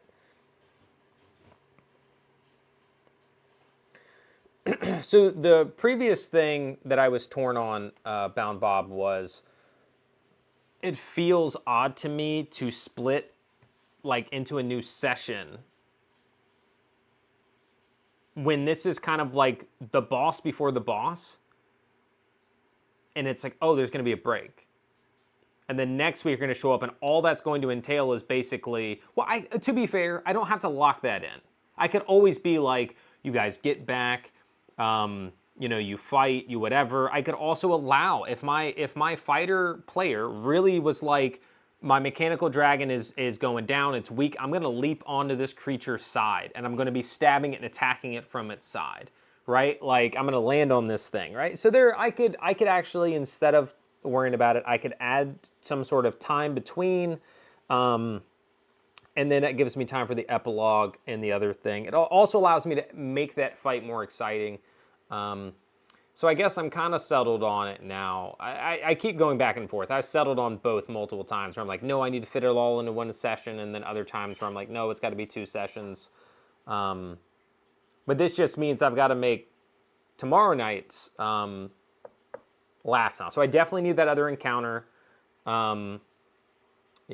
Can't even follow the movement of the guy underground is pretty... Oh, yeah, no, 100%. 100%. The thing is going to be breaking. Okay, then.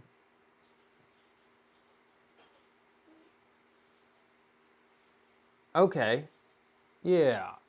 Yeah, well, that was the main thing, is I wanted to still feel like the pressure's in, so I could end with them starting to escape. Now, that would take away the idea I had of that being the moment that Shade comes around and, like, stops the rubble, like, from getting them, right? He loses his moment where he basically saves them by letting them get out of the cave. Or I let both happen, right? They're doing their whole thing, they're trying to escape, and right at the end, it's caving in, and Shade gets that last second and saves them, right? Something like that. Boss before the boss. I would end the session with one boss and then do another for the... Okay, yeah, everybody seems to kind of be doing that. Viewing it that way. For some reason, it felt like it broke the flow to me, because it's like it really is one thing into another, not like, but I need to figure out what some cool things in here, like, I don't know that I'm going to use the straight up Elder Brain stat block, so I have to figure out ways to do this fight. This terrain where you roll a d6 or something for hazards, and at the end the gnome can help and assist. Yeah, so I'm down for whatever he does is causing tremors or shockwaves to the ground that draws the attention away. Yeah. Oh, like if the hand is actually chasing them. Yeah, it could just be that, like, because they succeeded, right at the very end, Shade, saves them, sort of thing. But then that also feels like, well, we succeeded, so, like, why would he have to do that? So I'll have to think about that. Yeah, I don't know if I'm going to run the straight up Elder Brain stat block, because my party will demolish anything that doesn't have at least, like, 500 hit points within, like, 2 rounds. So I definitely have to up the hit points. Could definitely... Exactly. So that's why I'm now leaning towards...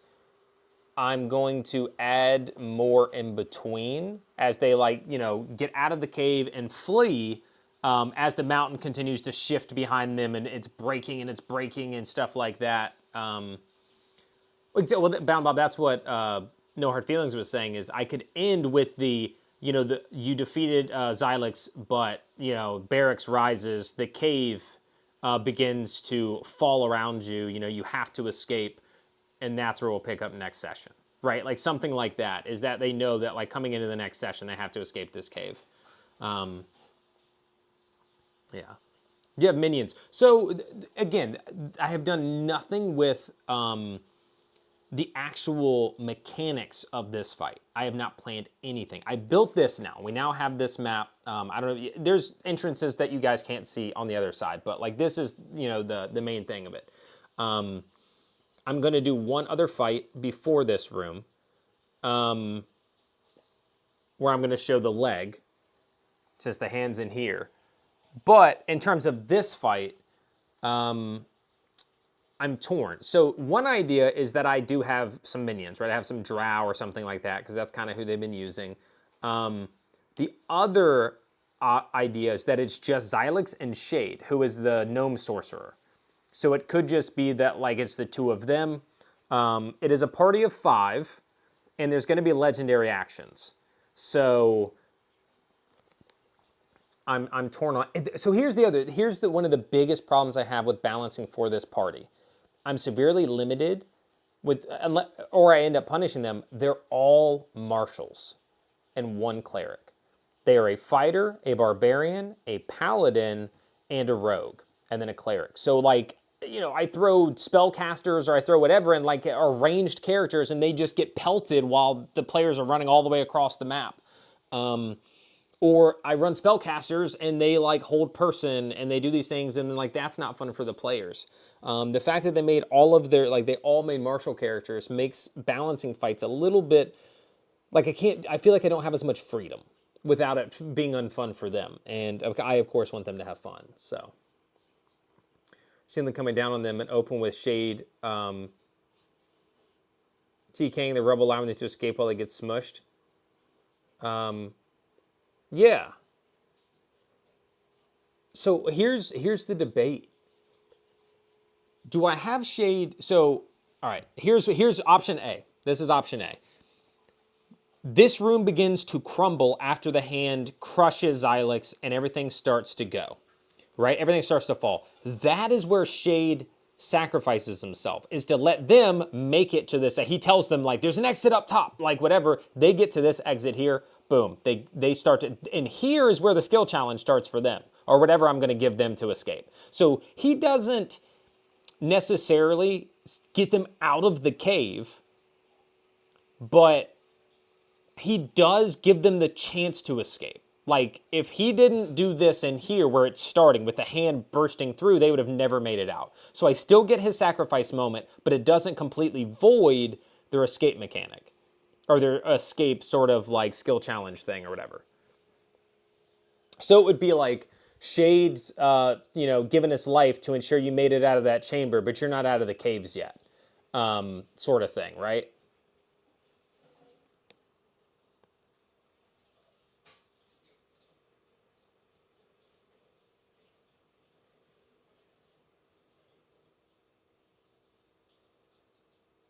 Something like that.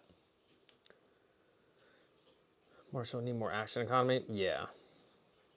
So, and the other part of it is like, I don't plan on using a straight up Elder Brain stat block or Elder Brain Dragon, although I haven't really looked at one.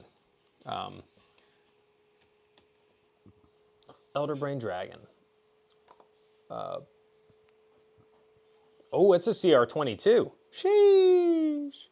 What's crazy to me is even a CR22 only has 350 hit points, and I swear to you, my players would kill that in like 2.5 turns. I might use this stat block. I really might.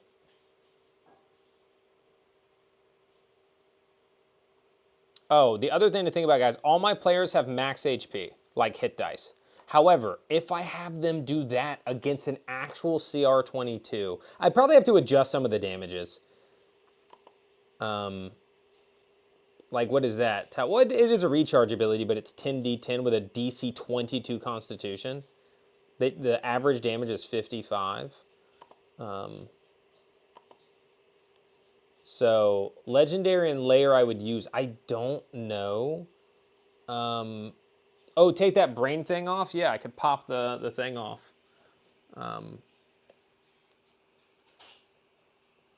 Chris, did you see that I got this mini?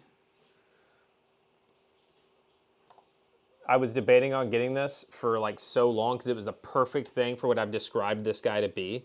but it was $100. This is $99.99, and I was like, I don't think I'm gonna do it. And then the guy that I bought this table from yesterday, he took $100 off, and I was like, oh, I could get it, but I didn't. And then Shauna and Jessica ended up getting it for me for my birthday. They showed up today and gave it to me, and I was like, yes. So, pretty rad. So Sean knows what he's fighting tomorrow. What's option B? I don't know, because I kind of like option A. So unless somebody gives me an option B for that sequence, where like he sacrifices himself in this room to give them the chance to make it out. And I'll have to kind of word it in a way that they know that like without him, you know, like they wouldn't have had the chance to make it to this escape.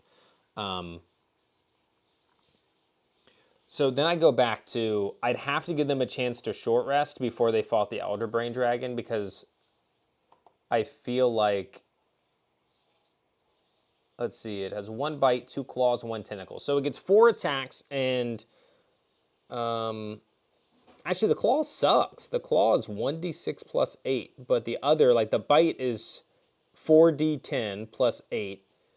The tentacle is only 1d8 plus 8, but they're grappled. And they can grapple 4 at a time. And then Tadpole Brine Breath is a 120-foot line that is 15 foot wide, and each creature in that area must make a DC 22 con save or take 55 psychic damage, 10d10, on a failed save, or half as much. On a success or failure, if the creature is a construct, isn't a construct or an undead, it becomes infested with illithid tadpoles. All right, well, I wouldn't do that part. Probably because I haven't really done much. I could, though. They take an extra 3d10 at the start of each of its turn, but they do the saving throw at the end of each of its turns. Legendary actions is basically 1 tentacle attack or shatter concentration. The dragon targets a creature it is grappling. The target's concentration on a spell it has or an ability it has, maintaining ends. Ooh, I legit might just run this. Yeah, I don't know if I'm gonna let it like fly much. Because again, that's the other thing with a martial group. If the dragon just sits in the air, like it actually wins that fight. Like it beats them if it stays in the air. Because they're throwing javelins at it. +1 javelins. Instead of great swords with their awesome stuff and all their, you know what I'm saying? Like, so I can't let it just sit in the air and fly. But yeah, so it could be the Elder Brain. But then I go, okay, if it's the Elder Brain, do I even give it a minion? Right? Like, do I have Shade in there? Because that Elder Brain does a good amount of damage. I'm not sure.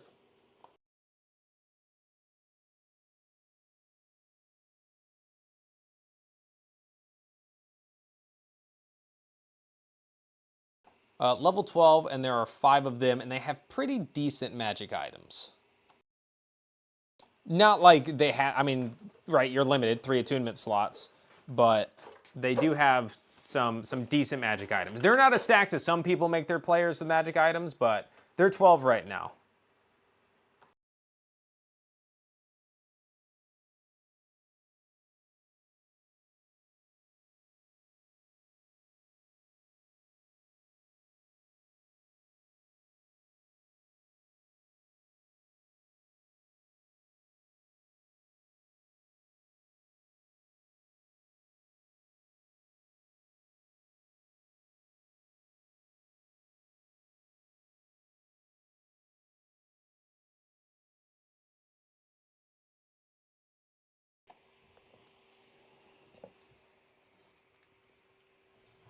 Aim for something which grounds the creature. Yeah, I always think about that too. I added that actually in a fight that they had outside. They actually ended up fighting a bunch of young dragons at the same time that were mind controlled, which tied back to like them finding a hatchery back before, and there's story to it. But they basically had 2 ballistas set up that had the giant arrows or whatever bolts had chains attached to them.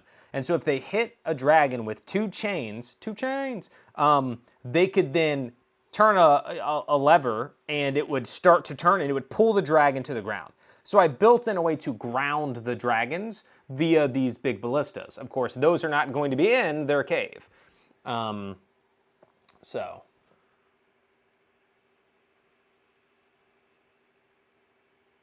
you know, I always have the idea of like if they do a certain amount of damage to it or something, I can ground it. But yeah.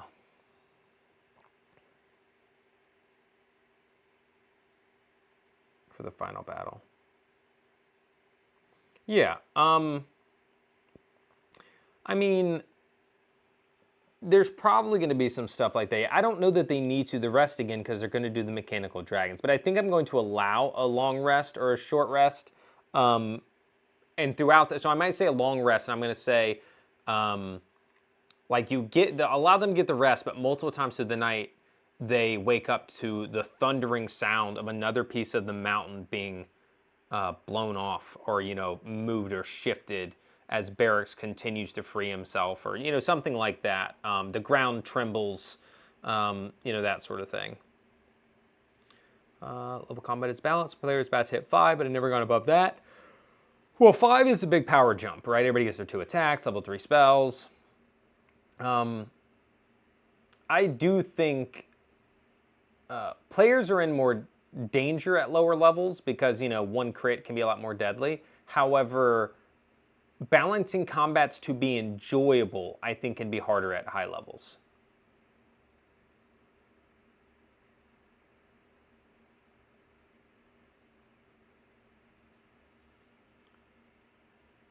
Yeah, it's just, do I put a minion or 2 in here, or do I just have, like, the previous fight uses some of their stuff, maybe does a little bit of damage, right? They fight something else in a different room, and then they get here. And here is where they fight Xylix, which is the, you know, Elder Brain Dragon. And then it's a matter of, do they fight him alone, or are there some minions, or is it him and Shade, the gnome sorcerer?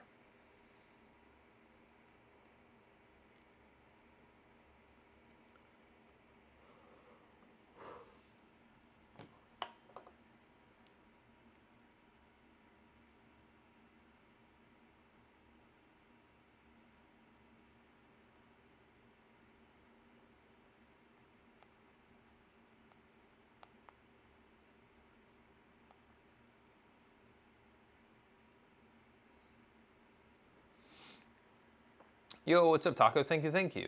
This is what we were building here on the stream. It turned out pretty okay. This is my first time building a map with Dwarven Forge. So there were some rough spots. Figuring out how to do some sort of staircase here. I think it turned out okay. At first, I didn't know what to do here. Then I realized I could put walls. So it looks like it kind of just goes up. There's not a gap. It's 2-tiered. Which is nice. Is this the new table you got from? It's from my friend. Yeah, it's not my brother. My brother helped me pick it up. But yes, this is it.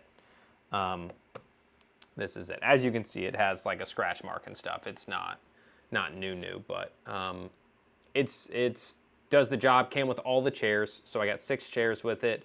Came with the cup holders. The map on here came with that, and underneath there's the snow map. There's the water map. And they are all cut to fit this table. They fit right here into this recessed area. There's a grass, there's, I think that's the grass one. There's a desert one. Like I have all the different maps right underneath this. So I can just pull one out. So right now I'm using this one because it fits the sort of cave system the best. I just throw more stuff at players till they stop moving for balancing at higher levels. Okay. Bring in minions you can weigh if they're needed. Oh, totally fair. I mean, that's something that, you know, I don't necessarily need a layer action for. I could, yes, it would, to have it systemic and like set, I could do that. But that's the kind of thing that I could just be like, yeah, I'm going to send some people in. You know, you thought this was a giant flump. No, this is a big old hand double. Scale down during if you have to. I feel like it's easier to add sometimes than to take away. Because if I've already been like, oh, it just did this attack and it hit you for 30, and then later I'm like, ooh, I probably shouldn't have that roll for as much damage, you know, versus like, oh, it uses this ability for the first time they haven't seen, and that ability stronger, or, you know, those sorts of things.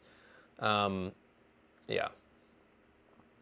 New to you, let me equation much. Yeah, exactly. No, it's I'm a big fan of the table. You know, of course, I don't know if I can make it look better. You know, my brother's wife, who has done some restoration stuff, said that there's like markers, like wood markers that I just get when it matches this, and then kind of fill in some of those spots to make it look better. Because there are the scratches, but it's got cup holders. Right, so that's dope. Cup holders came with, he gave me all the maps that fit the inside. It has a topper over here. You guys can't see, but behind the couch over there, right now the topper is off because we still have to wait. The addition is not done that is being built here, and so this is not like how it's going to be set up. I have stuff stacked in this corner. Like there's like 1, 2, 3, 4, 5. I have 5 big plastic containers stacked on each other to my left.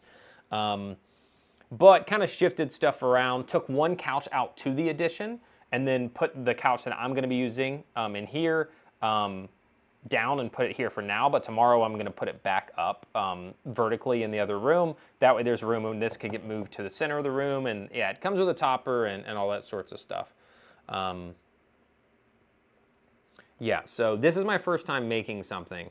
The guy that I borrow all this stuff from, again, there are more.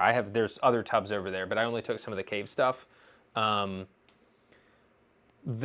He's made some amazing looking stuff. I mean, if you scroll up in the D&D channel on my Discord, I've posted so many pictures. Some are like months ago, but of like the crazy setups he's done with all the stuff he has. Like 2 or 3 tiered with staircases and all that sort of stuff. That's just super epic. I guess the caves don't have stairs because he's used them for like his dungeon sets and stuff. But yeah, this is my first attempt at making one. I think it looks okay. I mean, I don't know if I necessarily need this wall right here, but you know, I just kind of threw it down there because I had it. But I think it turned out pretty okay. Chuck minions if needed. Yeah, well, that's kind of, yeah, like No Hard Feelings was saying. Could always put some on there. About wood markers at the grocery store so they're easy to get. Oh, yeah. Heck yeah, Stephanie. Yeah, I could probably try to get some and just fill some of this in. It's because it's like a laminate or something, and so it looks in spots like there's almost like there's air bubbles. I don't think that's what it is. But then there's some other spots where it's actually like there's a scratch right here, like legitimate scratches. But yeah, I think this is going to be the fight against this guy, and then I can always have some drow run in from different places. Like maybe when the players get to the stairs, they find that there's like 2 drow waiting for them in here, and now that's going to slow it down. And anybody who hasn't made it in here now has to deal with all the attacks, right? So maybe that's it, right? They get up here, and that's when it's like, boom, there's drow in this corridor. Now you have to fight them. Something like that. Drow come in from another entrance. So on the other side, I'm going to do another flyby so you guys can see.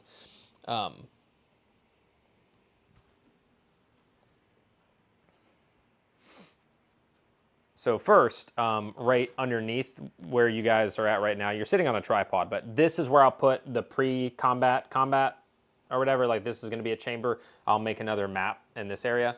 But see, there's kind of 2 entrances here.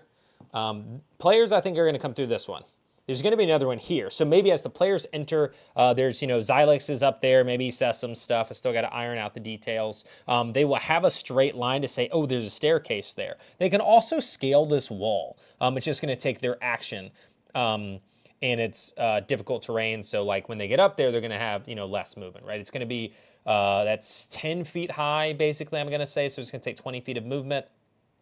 To do that, but then maybe through this, right? They enter through here, they start to go out, and then boom, a drow, right? 1 or 2 maybe come out. I can't really do like the hard ones, like CR11s and 13s, because that guy's going to be tough. But this is a better view maybe for you guys to see like the hand and all that.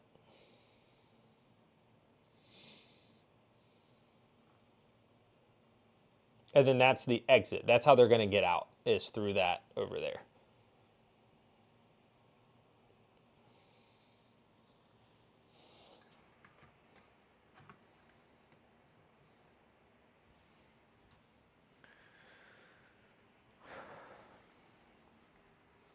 So I also showed this earlier. So this is the new dragon that I got today that I'm going to use.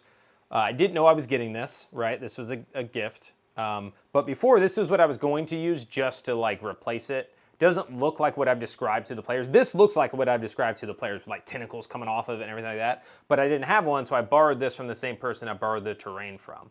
And so this is more like the straight up Dracolich, you know, undead dragon sort of thing.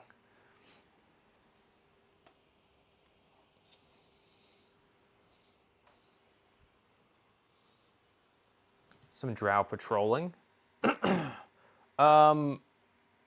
What do you mean? Like where, when? Boo, drow. Are you saying because you don't like drow being used, or you don't like drow? Two in a random quarter seems weird. Yeah. I mean, maybe maybe it wouldn't be as weird if I had, instead of this being closed, if it continued on, and then I could be like, they came through this way, and that's why they ran into them. A bone dragon, one might say. Bone dragon, one might say. I don't think it's that. I mean, it's one of those things where, like, yes, you could be like, why would they just be there? But at the same time, it's like, because it's a D&D combat, you know, like there are surprises. There's drow. There's, you know, whatever sort of thing. It's one of those things. I don't think the players in that would care all that much.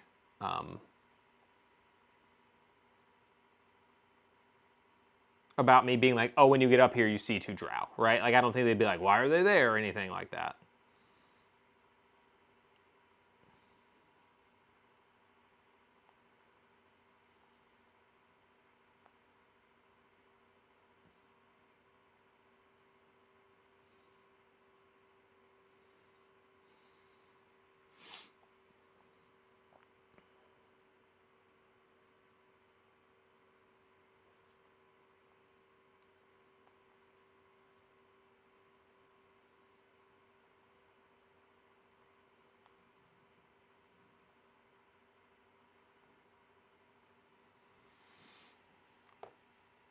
So it needs gross minions.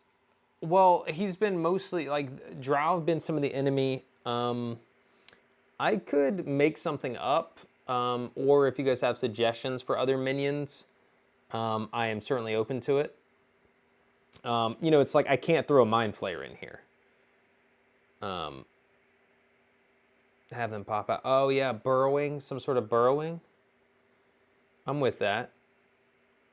Is this the pre or post hot tub portion of the stream? This is, yeah, we've already been in the hot tub, Papa. You missed that part. This is the post. If the gnome is under some spell, the drow can also be dominated. That's why they're patrolling, defending. Yeah, I mean, I do like the idea of, like, maybe drow has been part of, like, sort of this stuff, and they've already fought some. So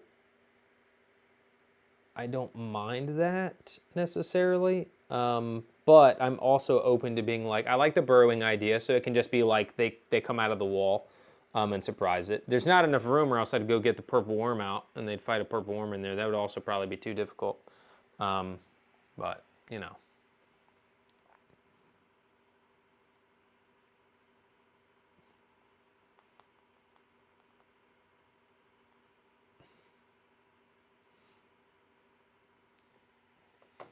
Cultist of the Big Skelly Boy. So the only real cultist of them is this guy. And they've been using different mind control and yada, yada, yada to get people to do their bidding. Again, he can have recruited people that have been told, like, you'll be given sanctuary in the new world order sort of thing. So there's the idea. They could be cultists. They could be a burrowing creature that attacks. It could also just be some slimy thing.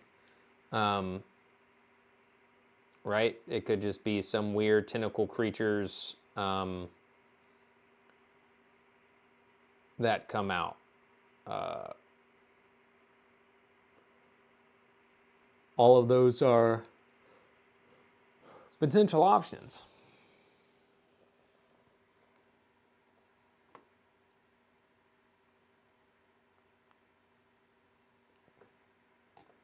Wormlings, yeah, could be wormlings. All right, but I think we're pretty settled on, yeah, when I described, like, they got a vision of this when they did some other thing in the past. Like, they saw the excavation, and they saw things like Duragar, Drow, and other sort of Underdark creatures. What's up, Batson? Is what they saw helping with the excavation. So again, other Underdark creatures could be used as well. It could be an Umber Hulk, right? An Umber Hulk could bust through here. I don't have a mini for it. I don't think. Maybe I do. No, I don't think so.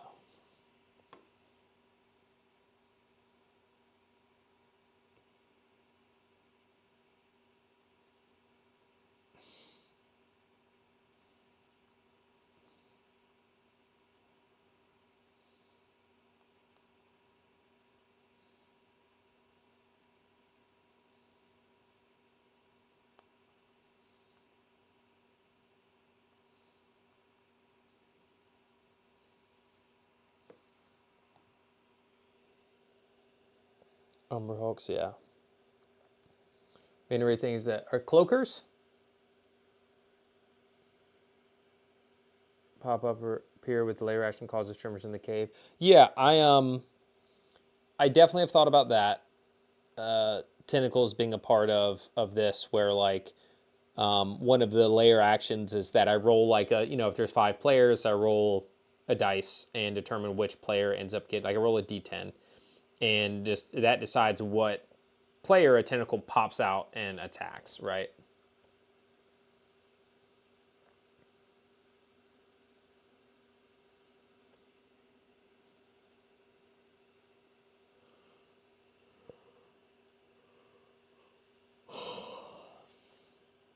So many options. And the crazy thing is, guys, the only video I've done, I don't even mean long form, I mean short form, anything. The only video I've done for 4 days, 5 days is the recap. Because this has been the busiest weekend. And then all of this, like I put the table, we put the table together today. I did a bunch of cleaning around the house because we haven't hosted at my house before. This will be the first time. So put the table together, moved couches outside or into the addition, moved chairs, and then now I'm planning this. And tomorrow I'm just gonna be back planning the actual combat encounter and dialogues and things like that. This guy's some steaks. Yeah, no, there's definitely the parasite aspect. Like these guys, 100%, the drow are under control of some sort. Yeah.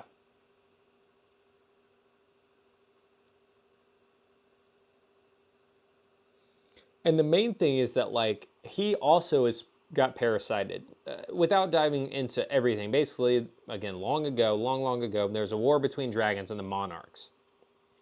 At the time, they were the only 2 creatures on Vasilia.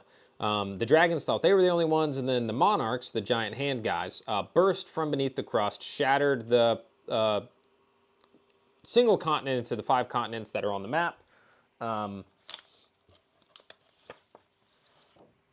Here, which is why the big ocean in the middle is called the break, because that's where they all shattered into these pieces.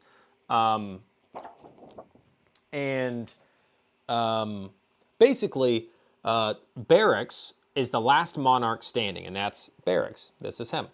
What they didn't know is that Barracks infected Xylix, a dragon, with a parasite. Tales from Another World, thanks for subscribing. And so, years later, Xylix was the first dragon to actually fight the humanoids when they arrived in Vasilia. Feeling that they, weren't of good quality, that the dragons were superior to them. They didn't want to live in harmony, so Xylex attacked them. Well, Xylex was also the first dragon to die to the humanoids. And so they thought that he was dead. But in actuality, the parasite that Barracks had infected him with, which also caused him to do what he did, kept him alive, and he went into the earth, or into the Underdark, basically, and began this plan. Over hundreds of years, worked machinations to discover this and find that and build forces and blah, blah, blah. And then finally, this is kind of it coming to a head. So he also is kind of infected by the creature, and then in sense, it's continued to go out. So it's like Barracks living through them, but not able to get to his form until this sort of excavation ritual is done. And that's what they're doing, is bringing him back at this moment.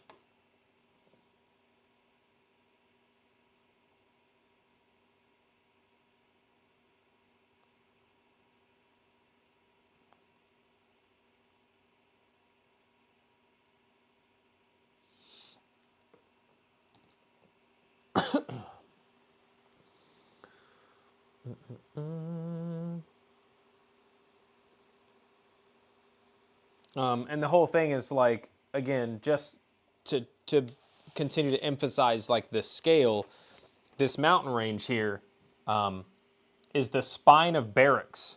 Like his body is stretched across this part of the mountain range because he was so large. And then this is where when he fell into the earth, it kind of kicked up all this other bit of mountain. So this is like when he slammed into the earth, it pushed all of this up, and then his body is basically underneath all of that. So the mountain range is called the spine of Barracks because it is literally built upon his body, his spine. And that's where they're doing the excavation. That's where they're doing this.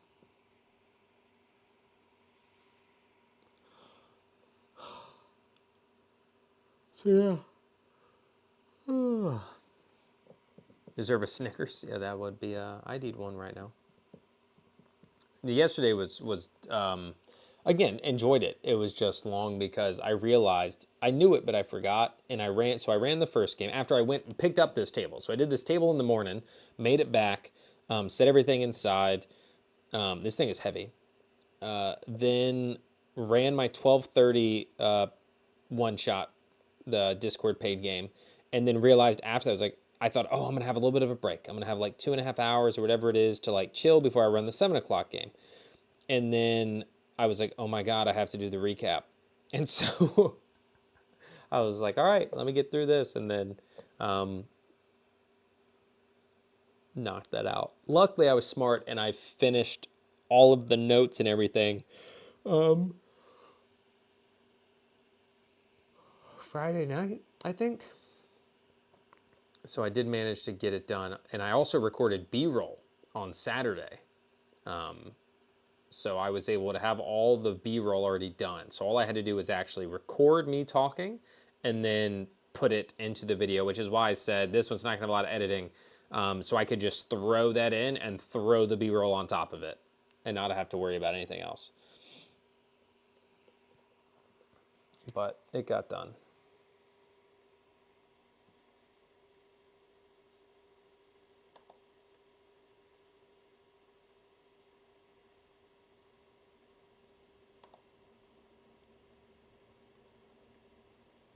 Games are amazing. I'm glad you liked it, man. Super glad you enjoyed it. It was fun. It was definitely a good time.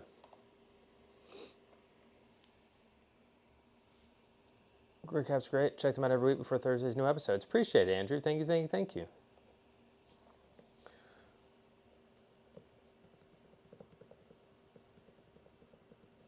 And that's the thing, is I feel like most people listen to them, don't necessarily watch, because they're 20-something minutes of me recapping. And so, you know, the last two before this one, I tried to make it a point to switch to my face more often. Because somebody had, had pointed out that, like, yeah, it's just all, like, B-roll. Like, they want to see my face when I'm, like, reacting. But at the same time, it's like, those are recaps. They're not really reactions, right?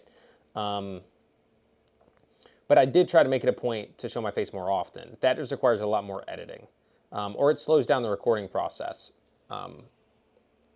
in that regard, but I just couldn't do it this week.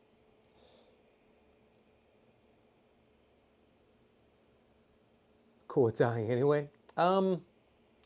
Yeah, I mean, I could always have her have traveled over with. Oh, they already showed up and she wasn't there. Yeah, I don't know. Maybe she did make her way over for that. In which case, maybe for the very last session, since this isn't the last one, maybe you're there for the barracks fight. We can put you on a. I don't even remember what you look like. Wow, David, that's crazy. We could put you on an iPad for the very last combat of it. You could join in for that.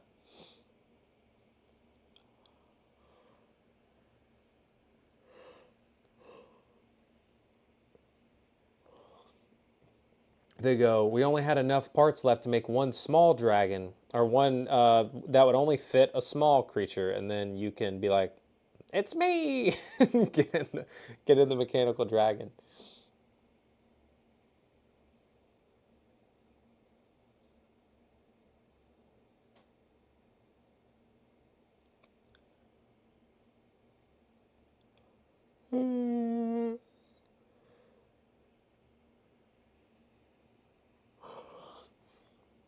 Yeah, I did enjoy the one shots. And it felt like, one of the things, there's lots of stuff to worry about as somebody who, like, one, is competitive, but two, just hates the idea that I run something and that people pay for it and it's not a good time. So I'm glad everybody seems to have enjoyed it, but also I was proud of the fact that most people seemed at least somewhat surprised by the twist. And then the phase two sort of thing seemed to shock some people. And then there's sort of the emotional part towards the end. So, yeah, I felt like, and some people, pieced it together, kind of hindsight being like, oh, that's what this was. Being able to look back and be like, there were breadcrumbs for a lot of the things that came to light that people didn't realize, with like Aldrich saying this and this person saying that, that kind of hinted at things that you end up finding out later on. Was awesome. Yeah, Stephanie, that was a really good time. Every group was fun. I'm glad, because there's always the fear that, like, okay, this group was awesome. What's the next one going to be like? Every group, I genuinely, like, I mean that, every group was fun. Different personalities, different characters. Some people went as far as like doing voices. It was cool. Different dynamics for the group. Every group had a cleric though, so every group ended up using Turn Undead to deal some really significant damage, which was fun. But yeah, it's kind of those things. One of the things I'm proud of from doing it is not only that people had a good time, but that it's like, wait, I think I created like a decent one shot. Like a one mission sort of thing. I feel like it had elements to it. Yeah, it's a one shot, so like there wasn't that much role play, but there was some, right? I tried to sprinkle some in and give some moments, and do a couple characters. So, yeah. But it felt like the story itself and the reveals and all that were pretty solid. So now I know, like, all right, I have a little bit of a formula if I want to make some more. Like if I want to create another one shot or two, I can do that. It's cool the community show up. Like, yeah, dude, we had 13 players. We had 13 players. I had one person who had to back out, but we got a replacement, so we still got to maintain 13 with that. Your confidence and showed yourself you could do it. Yeah. Well, again, it was easy because you guys, the players, made it easy. Right? Everybody was easy to work with. Everybody was cool. If I said like, oh, this is that and this is that, like nobody really, there wasn't any conflict. Like there was never any sort of conflict or people like stealing the spotlight from others and stuff like that. Like it felt like it flowed pretty well. Yeah, everybody was chill. And it was the same in every group, which was the best part. It was the exact same in every group. Everybody was chill through the whole thing. One shots are best for get to know yous. Yeah, it was great for that. You know, like now people have an idea of how I DM, which again, it's not like completely how I DM because you don't spread your wings completely in a one shot. Um, but it was enough. You know, I tried to add enough different elements that people are like, okay, this is kind of how he handles skill challenges, and this is how he handles combats or like quick calls to just say that's fine, I'm gonna allow that, like those sorts of things. Um, yeah, and one shots are also easier on the mind. You know, that's what I'm saying. Like a couple people now from the one shots have been like, when's the campaign? Like I want to play in a campaign that you're running. That's just a lot more. Hey, Spooky, thank you for the raid. I appreciate that. Thank you, thank you, thank you. Spooky and her pumpkin patch are here. Welcome in, Pumpkin Patch. That's a cool name. From the Gourds and Ghouls. I like it. I like it. How was your stream, Spooky? But yeah, like people are all wanting that, and it's just like that part is scarier to me because it's just such a larger commitment of time and energy. Like that's not like a one shot. Once I have the one shot made, it's really just, you know, I make the maps, I do whatever, I put it together, and then I show up and I run what was created. I don't have to worry about backstories and continuing threads and doing all that stuff, you know, like so just a lot more pressure with that. But I also know, you know, people don't want to do one shots all the time. Serial one shots, yeah. Well, that's so. I did think about that. About doing. Hold on, let me click on this.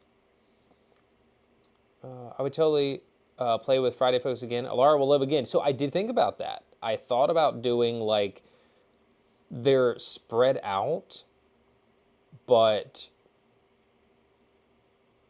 like maybe the same characters can't. People can change characters, but they could also do like, okay, cool. So maybe the next one is you make it to Blisswater, right? Remember your original your thing was you were going to Blisswater to help a caravan of gold make it to the next spot. So maybe in a couple of weeks it's like, hey, there's a new one shot, and it's actually the continuation of that, but it's still confined, right? It's still like there's a start, there's an end. It's one session. It's not, you know, a whole thing. That would just it would probably make me feel more comfortable with that, like not being overwhelmed. But I also understand not every, like I know some people are kind of like, hey, I got the taste of a one shot, I loved it, it was a great time, but like I'm going to play in a campaign, and I don't want, you know, those people to feel like, you know, it's that. But you know, maybe then they're not as interested. But I'm certainly open to the idea of being like, hey, bi-weekly or once a month there's a one shot, and people can bring the same characters, or it can be, or maybe it alternates, like there's random one shots and then the next one is like a continuation of that one shot, you know, something, I don't know. Mostly just if people were interested in that, like if enough of you, right, were like, I would 100% continue to do one shots every, you know, 2 to 4 weeks and continue, I would do that. Then I would probably prefer that, like honestly, because it's less commitment, and I can be like, hey, this is the day we're gonna do this week, versus like, okay, I need to be free every single Wednesday at this time to do this, because again, I'm already in multiple games, and I just feel like that's the other fear, is that I'm gonna burn myself out because I'm gonna have too many commitments. One shots are less of a commitment. I can be like, hey, this week I have this, I can run, right? Like I can do this, and then other times it's like, yeah, yeah, it's gonna be like that. There's way less people wanting to DM than play. True, true, true. But yeah, I mean, if that set group, I mean, I think you're all in here from the Friday game. Like, if all of you were like, yeah, we want to do another one shot together, why not? You know, and maybe it does eventually turn into a campaign, right? Like maybe we run one shots 2 or 3 times, and then we're like, screw it, like let's make it a game or a campaign. That happens like that. Yeah, that's certainly possible. Because I think like that group was really cool. Again, all the groups are cool. But every group would probably be even better the second or the third time as people got more comfortable. Schedule a one-shot once per week via Discord. Let people keep characters and just run who wants. Yeah. That is an idea as well. Except for if too many people. But if too many people sign up, I go, okay, there's just 2 different one-shots, right? Like I could do that.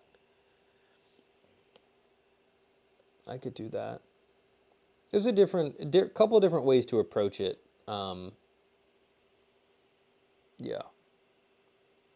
Yeah, I don't know if I would do weekly. Maybe I would. I don't know. I just don't know if it would always be at like the same time or something. James Rogers, thanks for subscribing.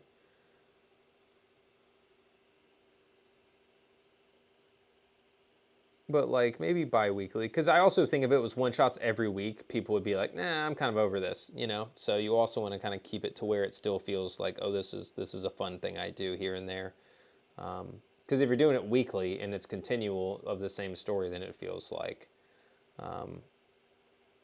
I did think about that. Like, for instance, because I talked about doing the paid thing, like, in one stream, and then a bunch of people joined the Discord and were like, oh, I'm interested in that, and then I made that post in the Discord, and we got those people. But, like, if more people continue to join the Discord, and I post again and say, hey, guys, I'm doing whatever, if you haven't run the Still River one-shot before, like, I'm running it again this week, this next week or something, like, sign up, and then people do the Still River one-shot. For people who haven't done it before, and then there's a new one the next week for people who ran that one, right? Then I have another one. So.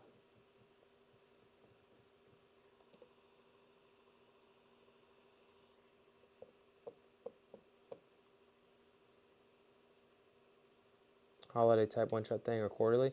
Yeah, well, I would want to do them more often than that, right? I would definitely want to do them more often than that, but holiday ones would be fun. For sure. I actually did an amazing snow globe. Well, I really enjoyed it. I did a whole Christmas thing this year. I got a kick out of it. I went to Dollar General and bought a bunch of like little snowmen and all this stuff and like did a whole thing for it.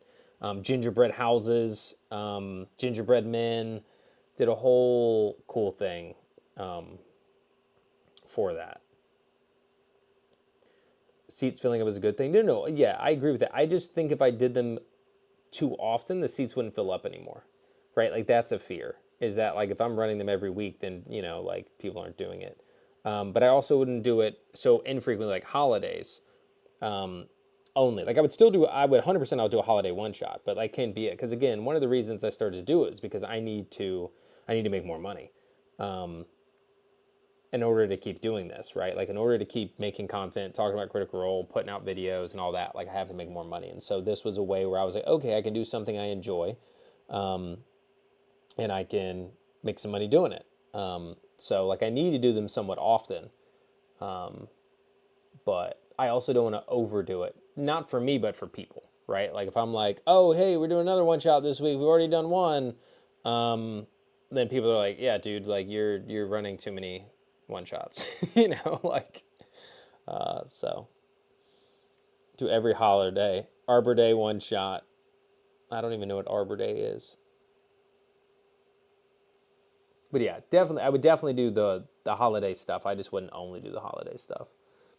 Christmas, Halloween would definitely get it. New Year's would probably get one.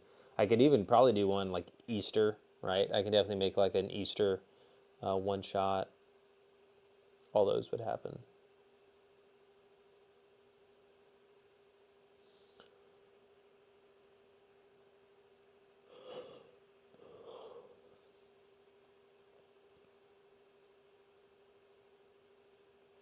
But I think like the pricing for this one was pretty solid. Because it was basically like 3 hour. Well, every game went over 3 hours basically for $15. So I mean that's the price of going to a movie, but you get more out of it, right? Like the movie's 2 hours and you get 3.5 or 4. So I felt like that was okay. I mean, again, the idea was that they were going to be 15 to 20, and some may still end up being 20. But because this is my very first one, nobody had a taste, right? Like nobody had an idea of what it was like. So I was like, I'm going to start on the 15 and just be like, do that. It starts slow for you and people to get locked in, depending on budget versus sanity, manage overall group via Discord, do teasers or whatever. You're doing one shots every 3-ish weeks wouldn't be too bad. Yeah, 2 or 3 weeks, probably. So it could be again that I do bi-weekly, or something. Yeah. Again, I also have to create the one shots. I mean, I could find some to run. I'm sure I could like be like, oh, I like this one shot and like run that and not be like one I made myself. But sometimes I'm also just gonna be like, I'm gonna run one, I made myself. So here's the other thing is like, the ones I make myself are probably, because they require more time, right? It's not like I just show up and run for the 3 hours. That one I made myself, I mean, I had to spend the time planning it out, coming up with what the twist was going to be, coming up with what the monsters I was going to use, what NPCs there were going to be in the village, what they were going to know, what they weren't going to know, all that stuff, right? And so there's also the extra time outside of the games to come up with that stuff. Making the maps, every one of those is a map that I made and uploaded. Finding the music. So there's some work that goes in outside of that too, versus like, exactly, I do. That's what I'm saying. I have a ton of one-shot books. So then I was thinking like, oh, well, that's how I could kind of separate it. It's like, if I run a one-shot out of a book, well, I'll still have to make maps for it, like vertical or probably like virtual tabletop maps. But I could say like the ones out of the book, because I didn't make them, would be like 15. And then the ones that are straight up like, I made this. I put in the, hour, 2 hours, 3 hours for whatever it took to create this whole one shot. Then I'd be like, okay, that one's going to be the $20 one, right? Something like that.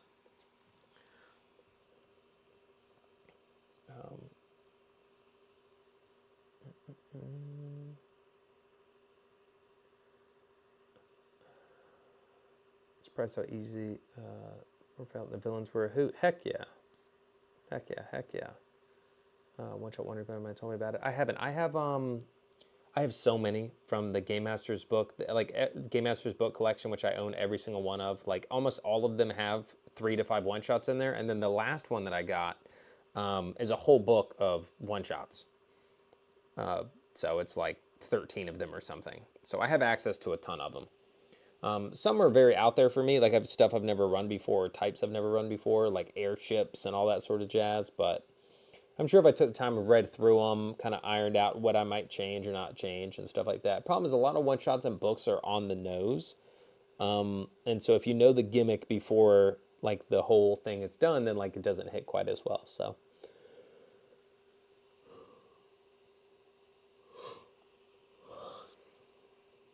yeah, lots to think about. But for throwing it together, right? Like I posted it on whatever, or talked about it on a stream once, and we managed to get 13 people who played, and as far as I know, all enjoyed it. So that was a success. It was a big success.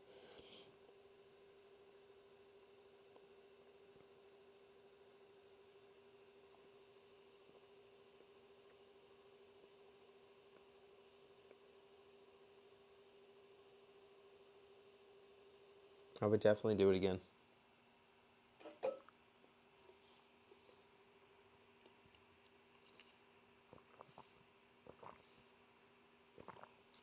Didn't know you made the one shot until the end. Yeah, that one was all me. And I don't know if it added anything or if it just made it confusing that I basically had you guys, because I wanted a reason for you guys to be out traveling to stumble on the village. I didn't want it to be obvious that you were going into what you were going into. So I don't know if it was confusing to start and be like, you guys are on your way to a city called Blisswater. And from Blisswater, you'll meet with a caravan. You'll take that gold there. That's what your mission is, blah, blah, blah. And then you end up in this thing and you're like, wait, so are we still going to have to do the other thing? Like, I don't know if that was confusing or if it was easy to pick up, like, okay, like the actual one shot is this other thing.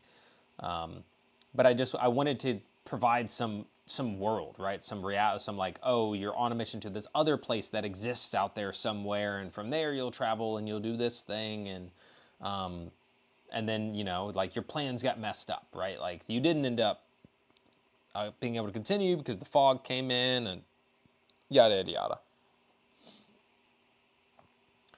With that, whatever you do, just find a way to include community, whether it's word building or whatever the passion at. Yeah.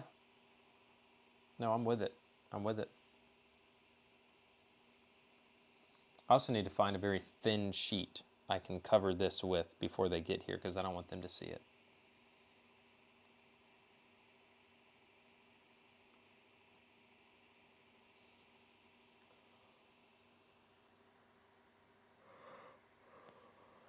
I think somebody had said in the third group, or they were like, when we were an hour into the one shot and we were still doing the thing, they were like, all right, I don't think we're going to Blisswater. And I was like, yeah.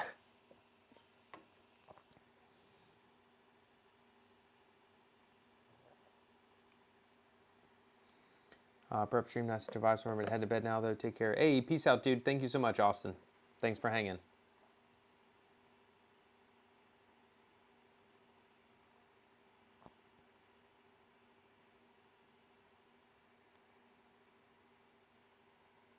At least that should reveal. Yeah. Oh,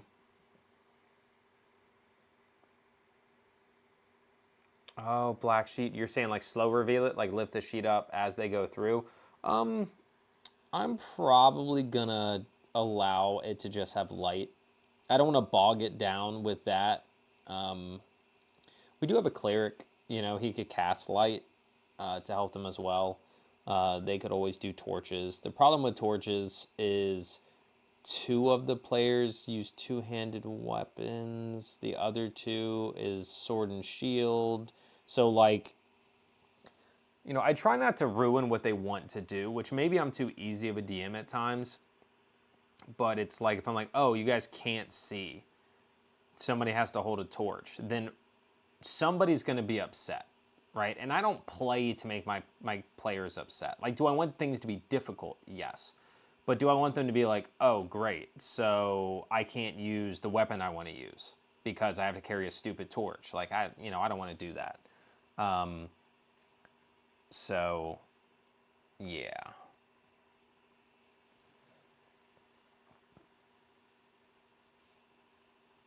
Once you get to graveside, it became very clear. That's fair. Yeah, that's totally fair. Light and reveal, annoying unless group plays that way. Yeah. There's that. If it was a small space, I'm all for it. Being like somebody has to light a torch and like throw it down, or somebody has to cast light and it fills basically most of the room, I'm down for that. It's like for a room this big to get illuminated is like, No. So for that day where you say giving your CR opinions, character stuff being played correctly, I'm for. But I also am like, I don't want to be the DM that like, because I've been there. I've been there where it's like the DM, it just feels like everything they do is just ruining the fun for the players. I don't want to do that. Do I still go like, can't allow that, or that's not how that works? Of course. I also play at a table where like most people, they might occasionally say like, can I try this thing because I think it would be cool? And then I'm like, yeah, let's figure this out together. But I don't play at a table where people are just constantly trying to do things that are outside of the rules. Like, I'm luckily at a table where most people try to play the game within the rules and occasionally bend them to do something cool. I'm not at a table where people are like, oh, I'm gonna run and like fly up this wall and backflip and like, then I'm gonna torpedo over there and can I like ignite that thing with my mind? Like just randomly, and you're like, no, none of that can happen, you know? Like, no, David, I know it was a joke, but I just meant like, I can understand where you're coming from because I have been like, ooh, that's not how that works. Kind of like when we were watching Dungeon Masters, right? Like, I do like to play within the rules. I just don't, which is the same way where like, I'm not one of the people who's like, why has nobody died in Critical Role yet? Why is he not taking it? I don't stress over like, oh, the player should be suffering, I guess. Like, to me, it's still like, we're all supposed to have fun. Same way where, like, if I go to a table and that table, for some reason, again, to me, I want some stakes. I agree. I want it to be like, yo, this combat is hard, or yo, somebody could actually die, but not everybody does. I was running a game once where I had these two brand new players, and one of them, she said, "Wait, we can die? Like, why are we playing if we can die?" And the other girl was like, "Yeah, I don't think our character should die." And like they meant it. Like they genuinely were like, "It's kind of stupid if we put all this time into like making this character and their personality and whatever, and then that character just dies. Like that's not fun." And so for that game, I'm like, yeah, okay. There's going to be threat, but in the end, I would probably like pull a punch here and there, because if the majority of the table has a certain way they enjoy the game, just because I'm DM doesn't mean I'm going to be like, I'm going to break this, yeah. Exactly. Every table is different. Like, they didn't want to die. Other tables are totally fine with it. Yeah. And again, bend rules, I'm down with. And just like I've said before, like a player would be like, "Hey, what do you think? Could I do this?" And I'd be like, "Yeah, give me an Arcana. Give me, if you want to do that thing, roll me an Athletics and let's call it a DC 15, right? I'll let stuff like that happen, 100%. I'm cool with some rule bending for sure. But I'm not like, again, if you're like, "Oh, I steady aimed, can I let it be on my next turn?" No, you cannot, right? Like, there are certain things where, like, if, "Oh, well, I'm using a great sword, but I want to get some other weapon mastery." No, there's a reason every weapon has their own weapon mastery, right? I mean, to be fair, actually, I might be willing to change that. So I don't think that's the best example, because maybe I would, but certain things where it's like, no, you want to reflavor a spell to be a different color or something, sure. Your character, yeah, I don't know. I feel like it depends on the group how loose I am with rules, but there's also stuff where it's just like, yeah, I don't know. I think I'm a pretty easy DM. Torch notice so much during combat, a layer action could open the ceiling, lighting everything, and also possibly causing damage.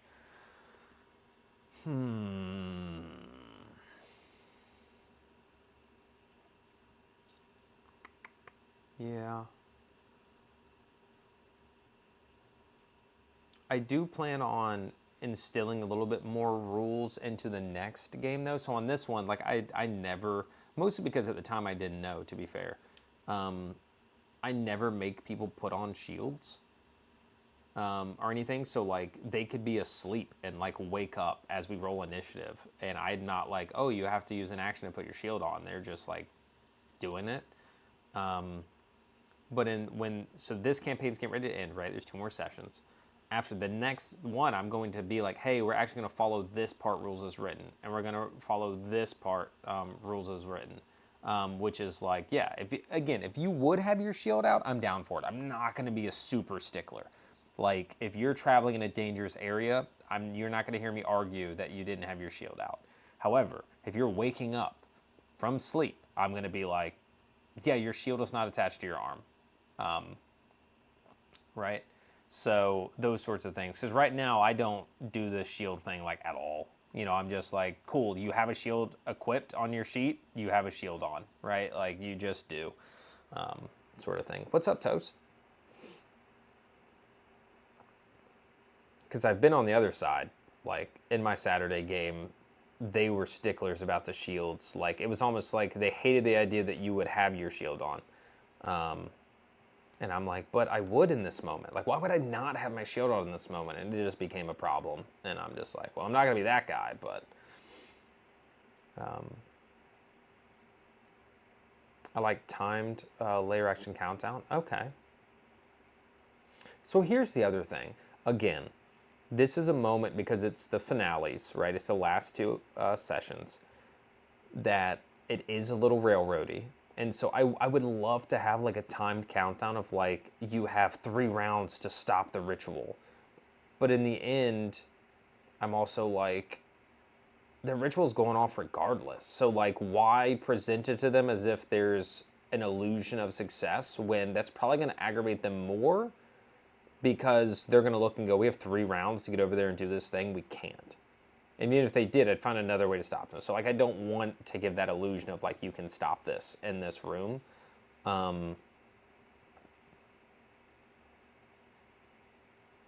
Yeah. This game I played had my players counting rations. They were out to form evil schemes, so I had to slow them down. Counting rations, good lord. Trying to convince people they can't long rest in full plate. That's the crazy thing, is I've never played in a 5e game. Did they just remove that? Everybody always just like wakes up in their armor. When in 3.5, there were consequences for that. You know, and I feel like now, like every game I've played in, like nobody ever brings up like resting. It's just not enforced. Okay, that's what I thought. Like,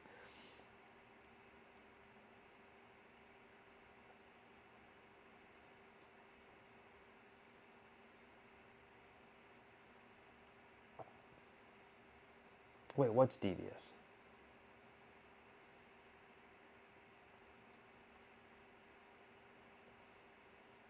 Oh, they're counting rations. Anti-fun rule anyway. I don't know that it. So here's the thing, though, is like,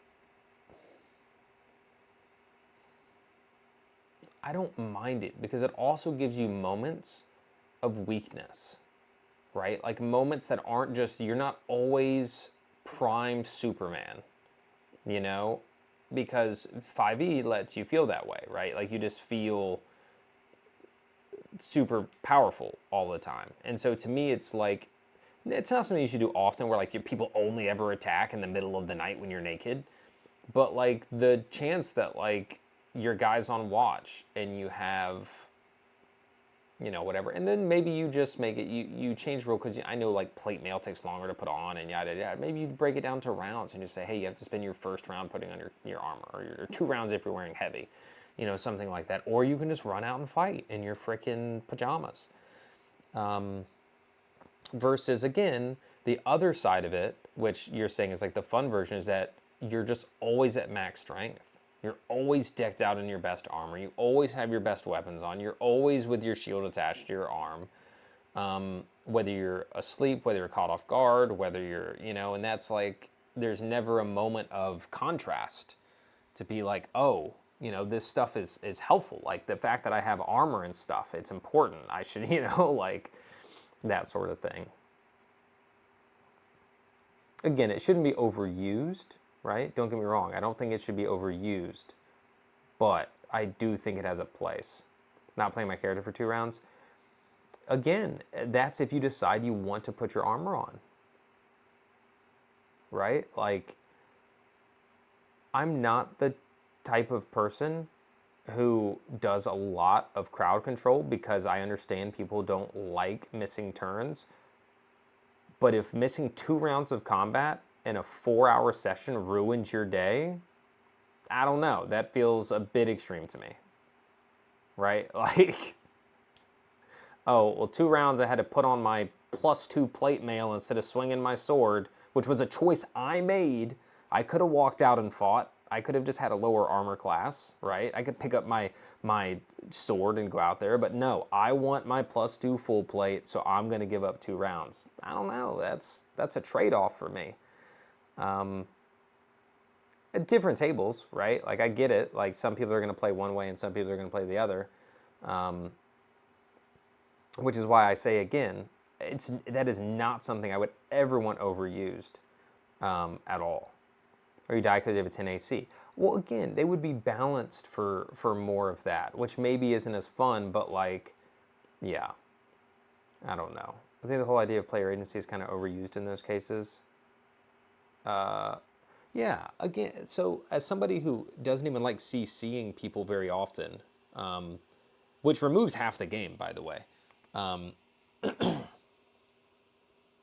Yeah, you're not losing agency over your character because you're paralyzed or can't sleep with armor. Yeah, so I understand that like paralyzed all the time is not fun, but being paralyzed and like getting out of it the next turn and being skipped, like that's a part of the game, right? There's like so many spells and abilities and poisons that like you would just have to throw out if that's not the case. And I agree with the armor part because it's like, it's just giving you a choice. Do you want to take the time to put on your armor and be safe when you fight, but you just don't get to roll an attack roll for 2 turns? Or do you want to go out and swing your sword? That's player agency. I'm giving you the chance to have agency in that moment, right? Like, to me, that's just like, it's the world. It means that it's a living, breathing world, and sometimes you're naked, bro. Like, sometimes you're naked. If you want to go put armor on, put your armor on. But while you're putting your armor on, they're still acting. The ambush is still acting. Like that's, I don't know. Again, not overused. Not overused. I think that's important with anything. If every fight is just you're paralyzed the whole time, that sucks. But I think that it's okay to do those things sometimes, and players should be more willing to accept it than many are. That's my take, though.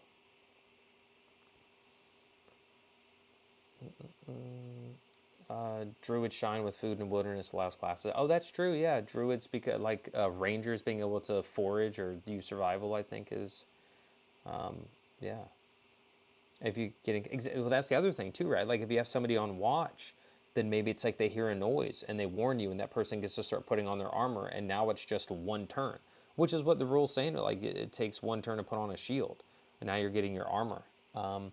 It's realistic. Yeah, well, I mean, when you're in these types of conversations, well, it's realistic. People are like, but I'm not playing realistic. Like I'm playing a made up game at a table with dice. I'm playing a fantasy world. So like, I think it's that sort of thing where you're like, okay, you give up 1 or 2 rounds is the best middle ground for that. Where it's like you can still do things. Because again, people still had a blast playing 3.5 and 3, and guess what? Every game I played in 3 and 3.5, people played you did not sleep in your armor, and each type of armor had a different number of minutes to put on. And that was just because like the older versions, I guess, like weren't as soft. And I don't mean then like the, oh, I'm a tough guy soft. I just mean in like they were a little more tough. Nobody really questioned it. It wasn't viewed as like oh, it's anti-fun. It was just viewed as like, oh, that's the way the game is, right? Like that makes sense. Like you don't sleep in plate mail, right? There's a consequence if you sleep in plate mail. But now that we've moved into this where like everybody's a superhero, there's like no negatives to anything, you throw in something like, oh, well, what if we did this thing? Then it gets viewed as like, oh, well, that's not fun. But I think some of those elements are good. Again, sleeping in plate mail is rough. Well, 700 kind of again. So I agree with you. That's why I say they're all to be done in very specific circumstances, right? Like sure, after level 7, maybe it's like at level 10, it's like a group of assassins that are specifically after your party that attack at night.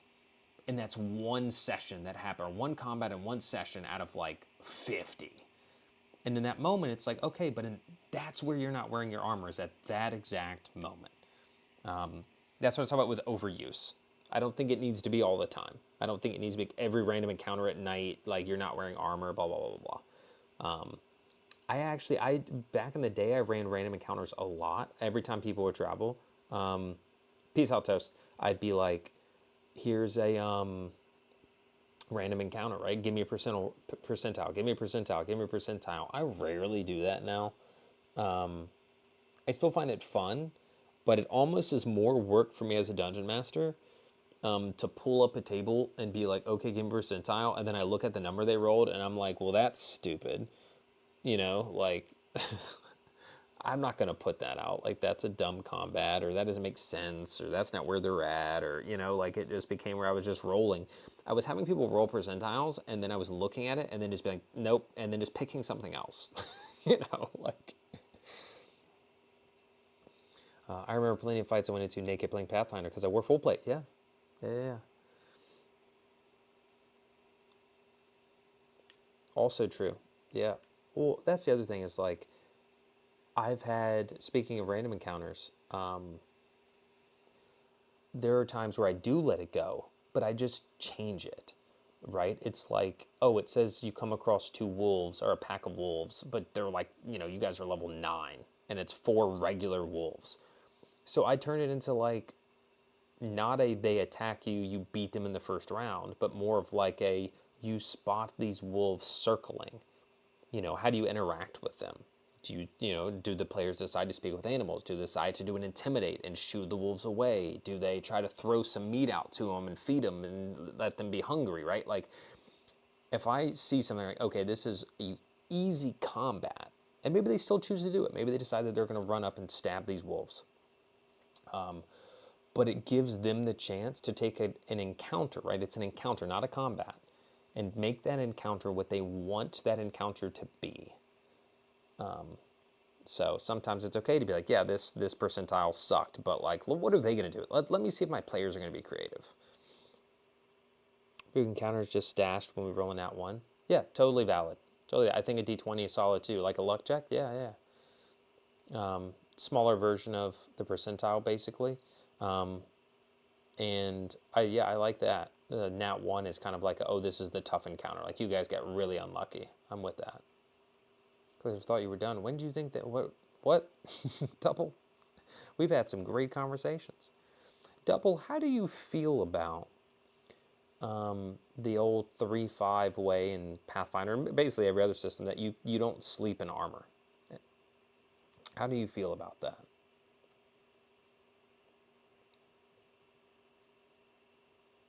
Everyone knows that exhaustion is the real killer. True.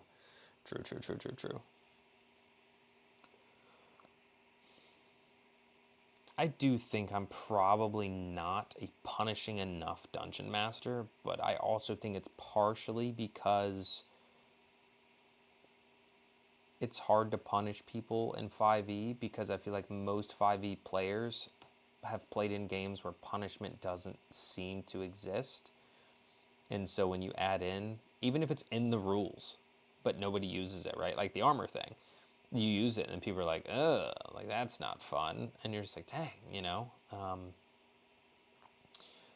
I would love, I want to have the group where like player death can happen and they genuinely don't mind and they'll make something of it. Like it'll turn into a role play element versus just like, oh, your character died, here's a new one. Like that's what I want. I want a group where like people are okay with it and like it becomes, something to carry on with them. Like, oh, we lost this party member, or like that sort of thing. I don't know. Team kept apologizing for monsters hitting. Oh wow. No, so I'm definitely not like that. I just haven't like killed a player in my game. But it's also because like I know my brother doesn't want to die. He's even said like, oh, I wouldn't mind a tougher game. Like he wants to feel the challenge. He wants to feel like he could die, but he doesn't want to die. Right? Like he's just straight up been like, I want it to feel like the combats are tough and we could lose, but I don't want to lose. I'm like, okay. So D&D, which played briefly in 5e, which I watched. Oh, okay, fair enough, Double. Fell into a rat hole at level 2, died. Wow. But yeah, I don't want to apologize if people miss it or anything. And if people die, I just don't. Yeah, like to play in a group like that. Not like an 80% RP game, but some real RP. No, I'm with you. I'm with you. We've talked about that though. Like I've never played in a heavy RP game. I think I've gotten better at role play by being a dungeon master. And again, those who were in the one shot, there was some there, right? There was some with Marin and some with Aldrich and some with Ulfric, the old guy in the meeting place, Lydia and stuff like that. So I think I've gotten better at role play through that. But I've never been in a game that was, I would say, even like 55 or 60% role play. Like I'm in like 70% plus combat. Connor says, do you have any favorite fillers or ways to stretch out a session if your players figure out stuff quicker than you thought? Or any improv moments you remember and love from... Dude, I wish you'd ask me when I'm exhausted right now. but 100% there have been some moments where I improv and I was so thrilled on the other side of it to be like, wow, I can't believe I made that up and it went that long and was so good. In terms of stretch out session, if your players figure stuff out, you either just add something, right? You on the fly create something new that fills it up. Combat encounters are great for time, right? Like now that you need to like, if it's a spot where you simply can't have a combat encounter, then don't, right? Like don't force one. But if it's reasonable, like they're traveling or something like that, and you got freaking 40 minutes to kill, combat, right? Easy. I've also had times where they're traveling and I don't want to do a combat, or we just finished a combat or whatever. Stranger on the road, man. Stranger on the road, merchant passing by, offering some baubles, has a riddle, like stuff like that I've done. Yeah, there's lots of ways to get some time out. Bring something up from a character's backstory. Try to instill dialogue between your players and see if they'll, because some amazing moments are when they start talking amongst each other and you get to relax for like 10 minutes while they just role play, or they ask each other questions, or they debate or strategize and stuff like that. But combats and NPCs are great ways, like you can make up whole scenarios. Like you've run out of stuff, your players are in town, and you're describing like as you head to the tavern, you notice a young boy. He's at the well, but he's too small, and you see he's struggling to get the bucket high enough to latch on. And then your players may decide like, don't care, I'm going to move on, or they're like, I'm going to walk over and tell the kid I'll help him, right? Like, or what can I do? And then the kid tells you a story about his dad, died in a combat, and he's trying to look out for his mom, and she's sick, and so he's trying to be the man of the house. And then you start to build and build, right? Like I just made that up, right? And then you go, and it turns into this whole little thing. And then he helps with the water, and your players give him a gold piece and tell him he's doing great, and he goes on his way, right? But you just killed 10, 15 minutes.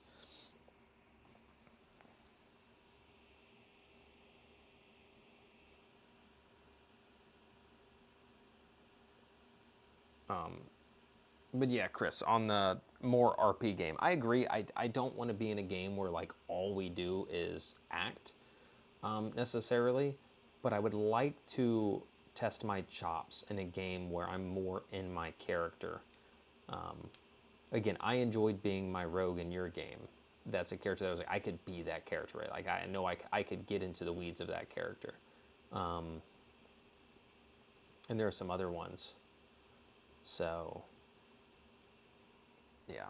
And that little kid come up in the campaign 6 months later. Exactly.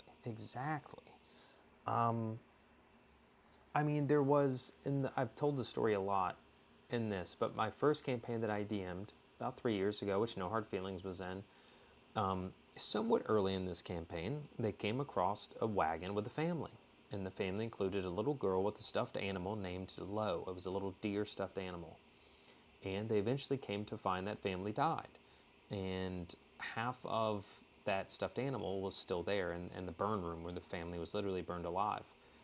And one of the characters took that half of the stuffed animal, carried it through the entire campaign.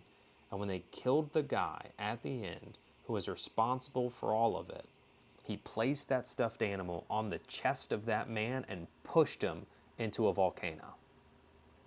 And it's like, boom, all from just being like, yeah, as you're traveling, you come across this wagon and this family, and they're like, hey, can you help us? Our wheel's stuck. And you do this whole little thing, and it goes, and that leads to something that goes through the entire campaign and leads to an epic, like, boom thing.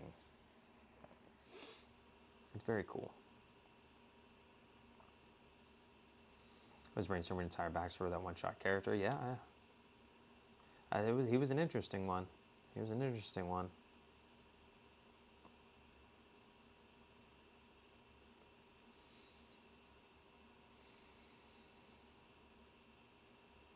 Small campaign, one-on-one with a new DM. I died so much he had to make stuff up to keep me alive. It was an experience, but it was fun. Cheers, one-eyed. All right, Poor Ranger. Heck yeah.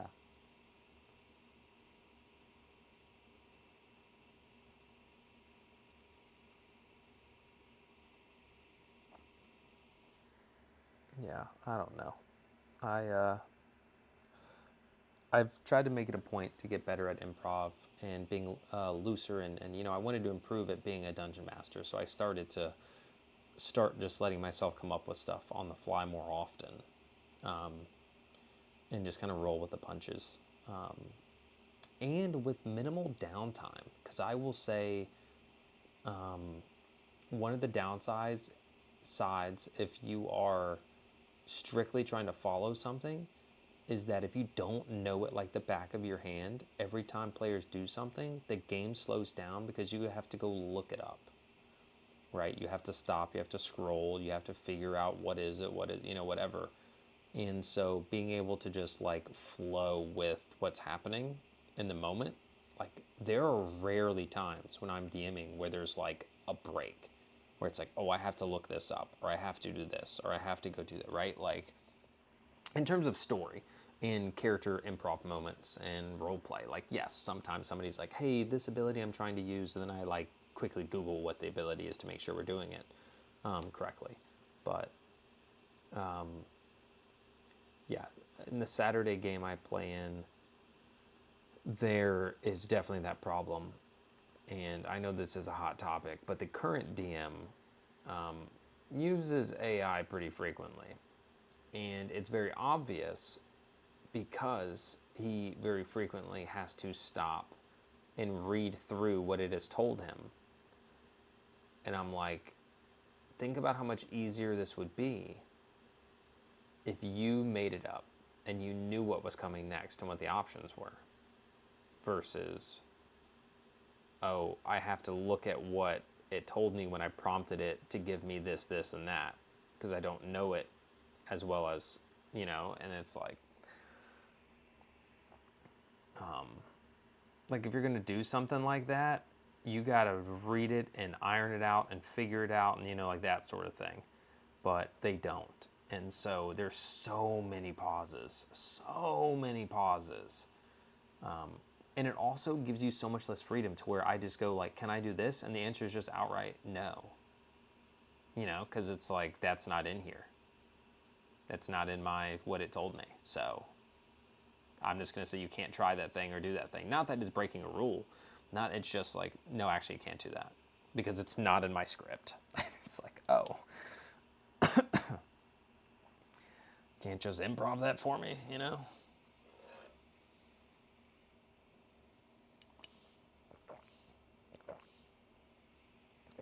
But they're also, it's a much more combat focused group in general. So, the story is very background. It's like a combat into a brief thing that tells you what leads you to the next combat. And then from there, there's a reprieve for 4 minutes. And then you're going to the new location where you get into new combat. Yeah. I'm not like as anti-AI as many people. I wouldn't mind somebody using AI if it was like, hey, help me create this stat block. Like, I've done that. Like I have this idea. Here's what I want it to have abilities wise. Here's what I, this and that. Like, help me iron this out. Like, fine. But I know what I'm running, right? Like I came up with my story. I made my world. Like I didn't have like, it's me. And I can improv and I create this and I create that and I know what this is. You ask me a question, I can tell you, right? You make a decision I was prepared for, I can do it. Versus like, oh, I literally cannot run this without looking at this response that I've put in here, right? Like that to me is too much. Like this story, this world, whatever that he's doing is fine. And he's been running this world for a long time, but he's a super tech guy. Like he's like a cybersecurity guy. And so he's super into AI stuff. And so for this campaign, he's been doing that. He wasn't doing it for previous ones that I know of because they rotate DMs for the Saturday game. However, this guy and the last guy who both ran basically straight up AI to the point where you're like, wow, that was really bad. He's like, blame AI. And I'm like, or just run it yourself. Like, why? If you're saying this is bad, whatever, like blame AI, why don't you just come up with the stuff? You know, like, yeah. And my players all said no AI, I'd be like, okay, move on. But yeah, again, like, I don't use any AI to write, you know, like my game is still my game. You know, like it's still my game. Just because I'll ask it for like, hey, here's these three main things I want to touch on. You know, here's what it's going to lead to and how that's going to go. You know, how does that sound to you? Or you know, what are three suggestions you would make to make this cooler? And it'll spit something back out at me. And sometimes I might be like, you know what, that is cool. I might switch to that for this moment. Or I go, no, I don't like any of that. I'm going to stick with what I got. You know, like, but I don't type in like create a campaign from level 1 through 5 and give me everything I need.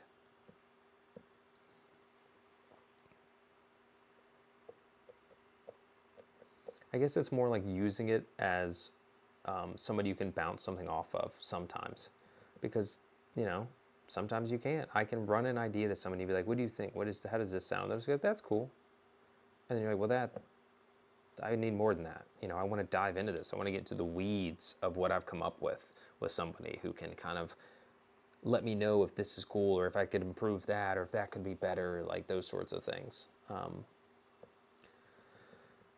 And that can be difficult sometimes.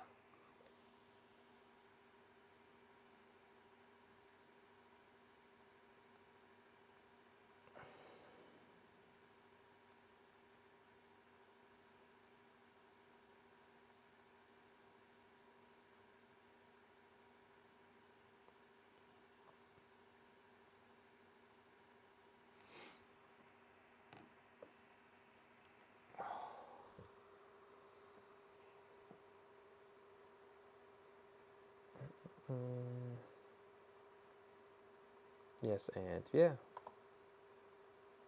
But again, I know it's a hot topic, and you know some people are like absolutely none at all, cannot, you know, like the word AI like just is no bueno. But I'm just kind of like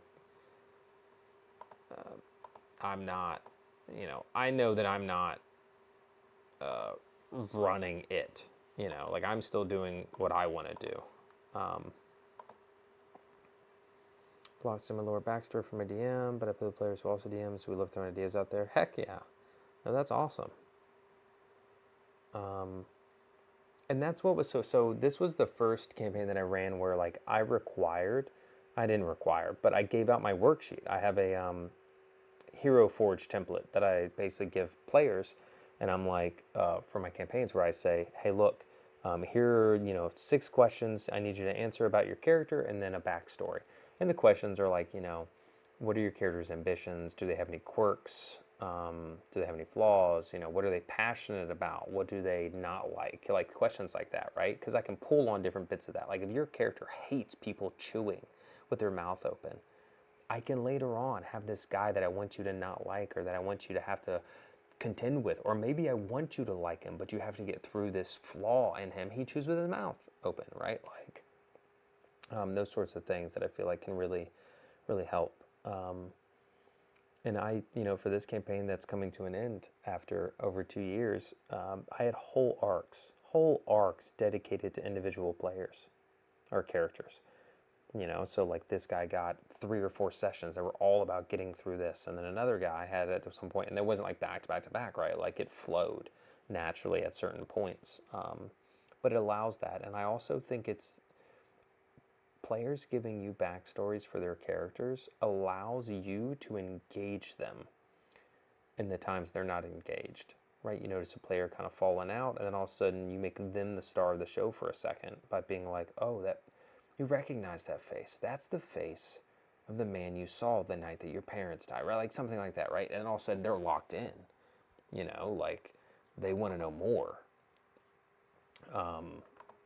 And so it's a great tool to get people engaged and to care. Gotta go get some there. Hey, peace out, double. I've also never done a full session 0. I've always loved the idea that, like, for the next campaign, I do what I think Critical Role did for at least campaign 2. I don't know about campaign 3, where Matt basically took players through sessions separately. Like, oh, you two are coming in together? Cool. I'm going to run you guys through a session. So when you come in, there's already something you're basing things on. There's something that was tied to you individually, or you and that person individually. Then those two people are coming in together, and that person's coming in. And so there's like that little bit of history, and already there's a level of comfortability with your character, and stuff like that, right? Like, you're already familiar as you step in. So I kind of like that idea.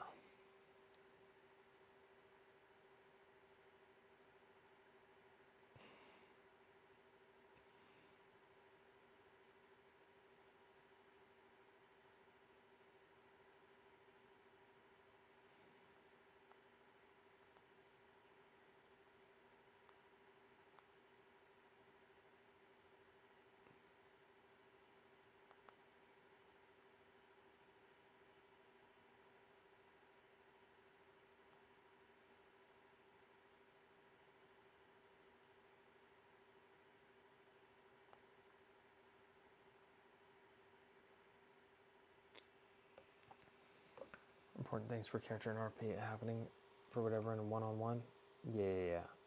I've done like the sheets, like I said. I've never done like the one-on-one session. Well, actually, I did. When we had a new player, the last guy who joined my game, I did a one-on-one, like, quick on Discord thing to get him kind of where he would meet the party. So there was like a little bit that was leading him up to, and then he showed up to the in-person game, and it was like, and we pick up right there where you left off, sort of thing, which was nice. It gave that transition. He was already in the place. He knew why he was there, like, that sort of thing. So that worked out. But all right, it's 12:21. I'm gonna hop off here, guys. Thanks for hanging. Thanks for chatting. Thanks for helping me build this thing. Hopefully it works out. We'll find out tomorrow night if everybody enjoys it. Tomorrow I will be probably taking my laptop to a coffee shop and figuring out how the heck this combat's going to work, what little tricks I may have for the environment, if I want to change some legendary actions or anything. We're going to figure it all out. But thanks for hanging, guys. Appreciate it. Enjoy the rest of your night, and I will see you guys.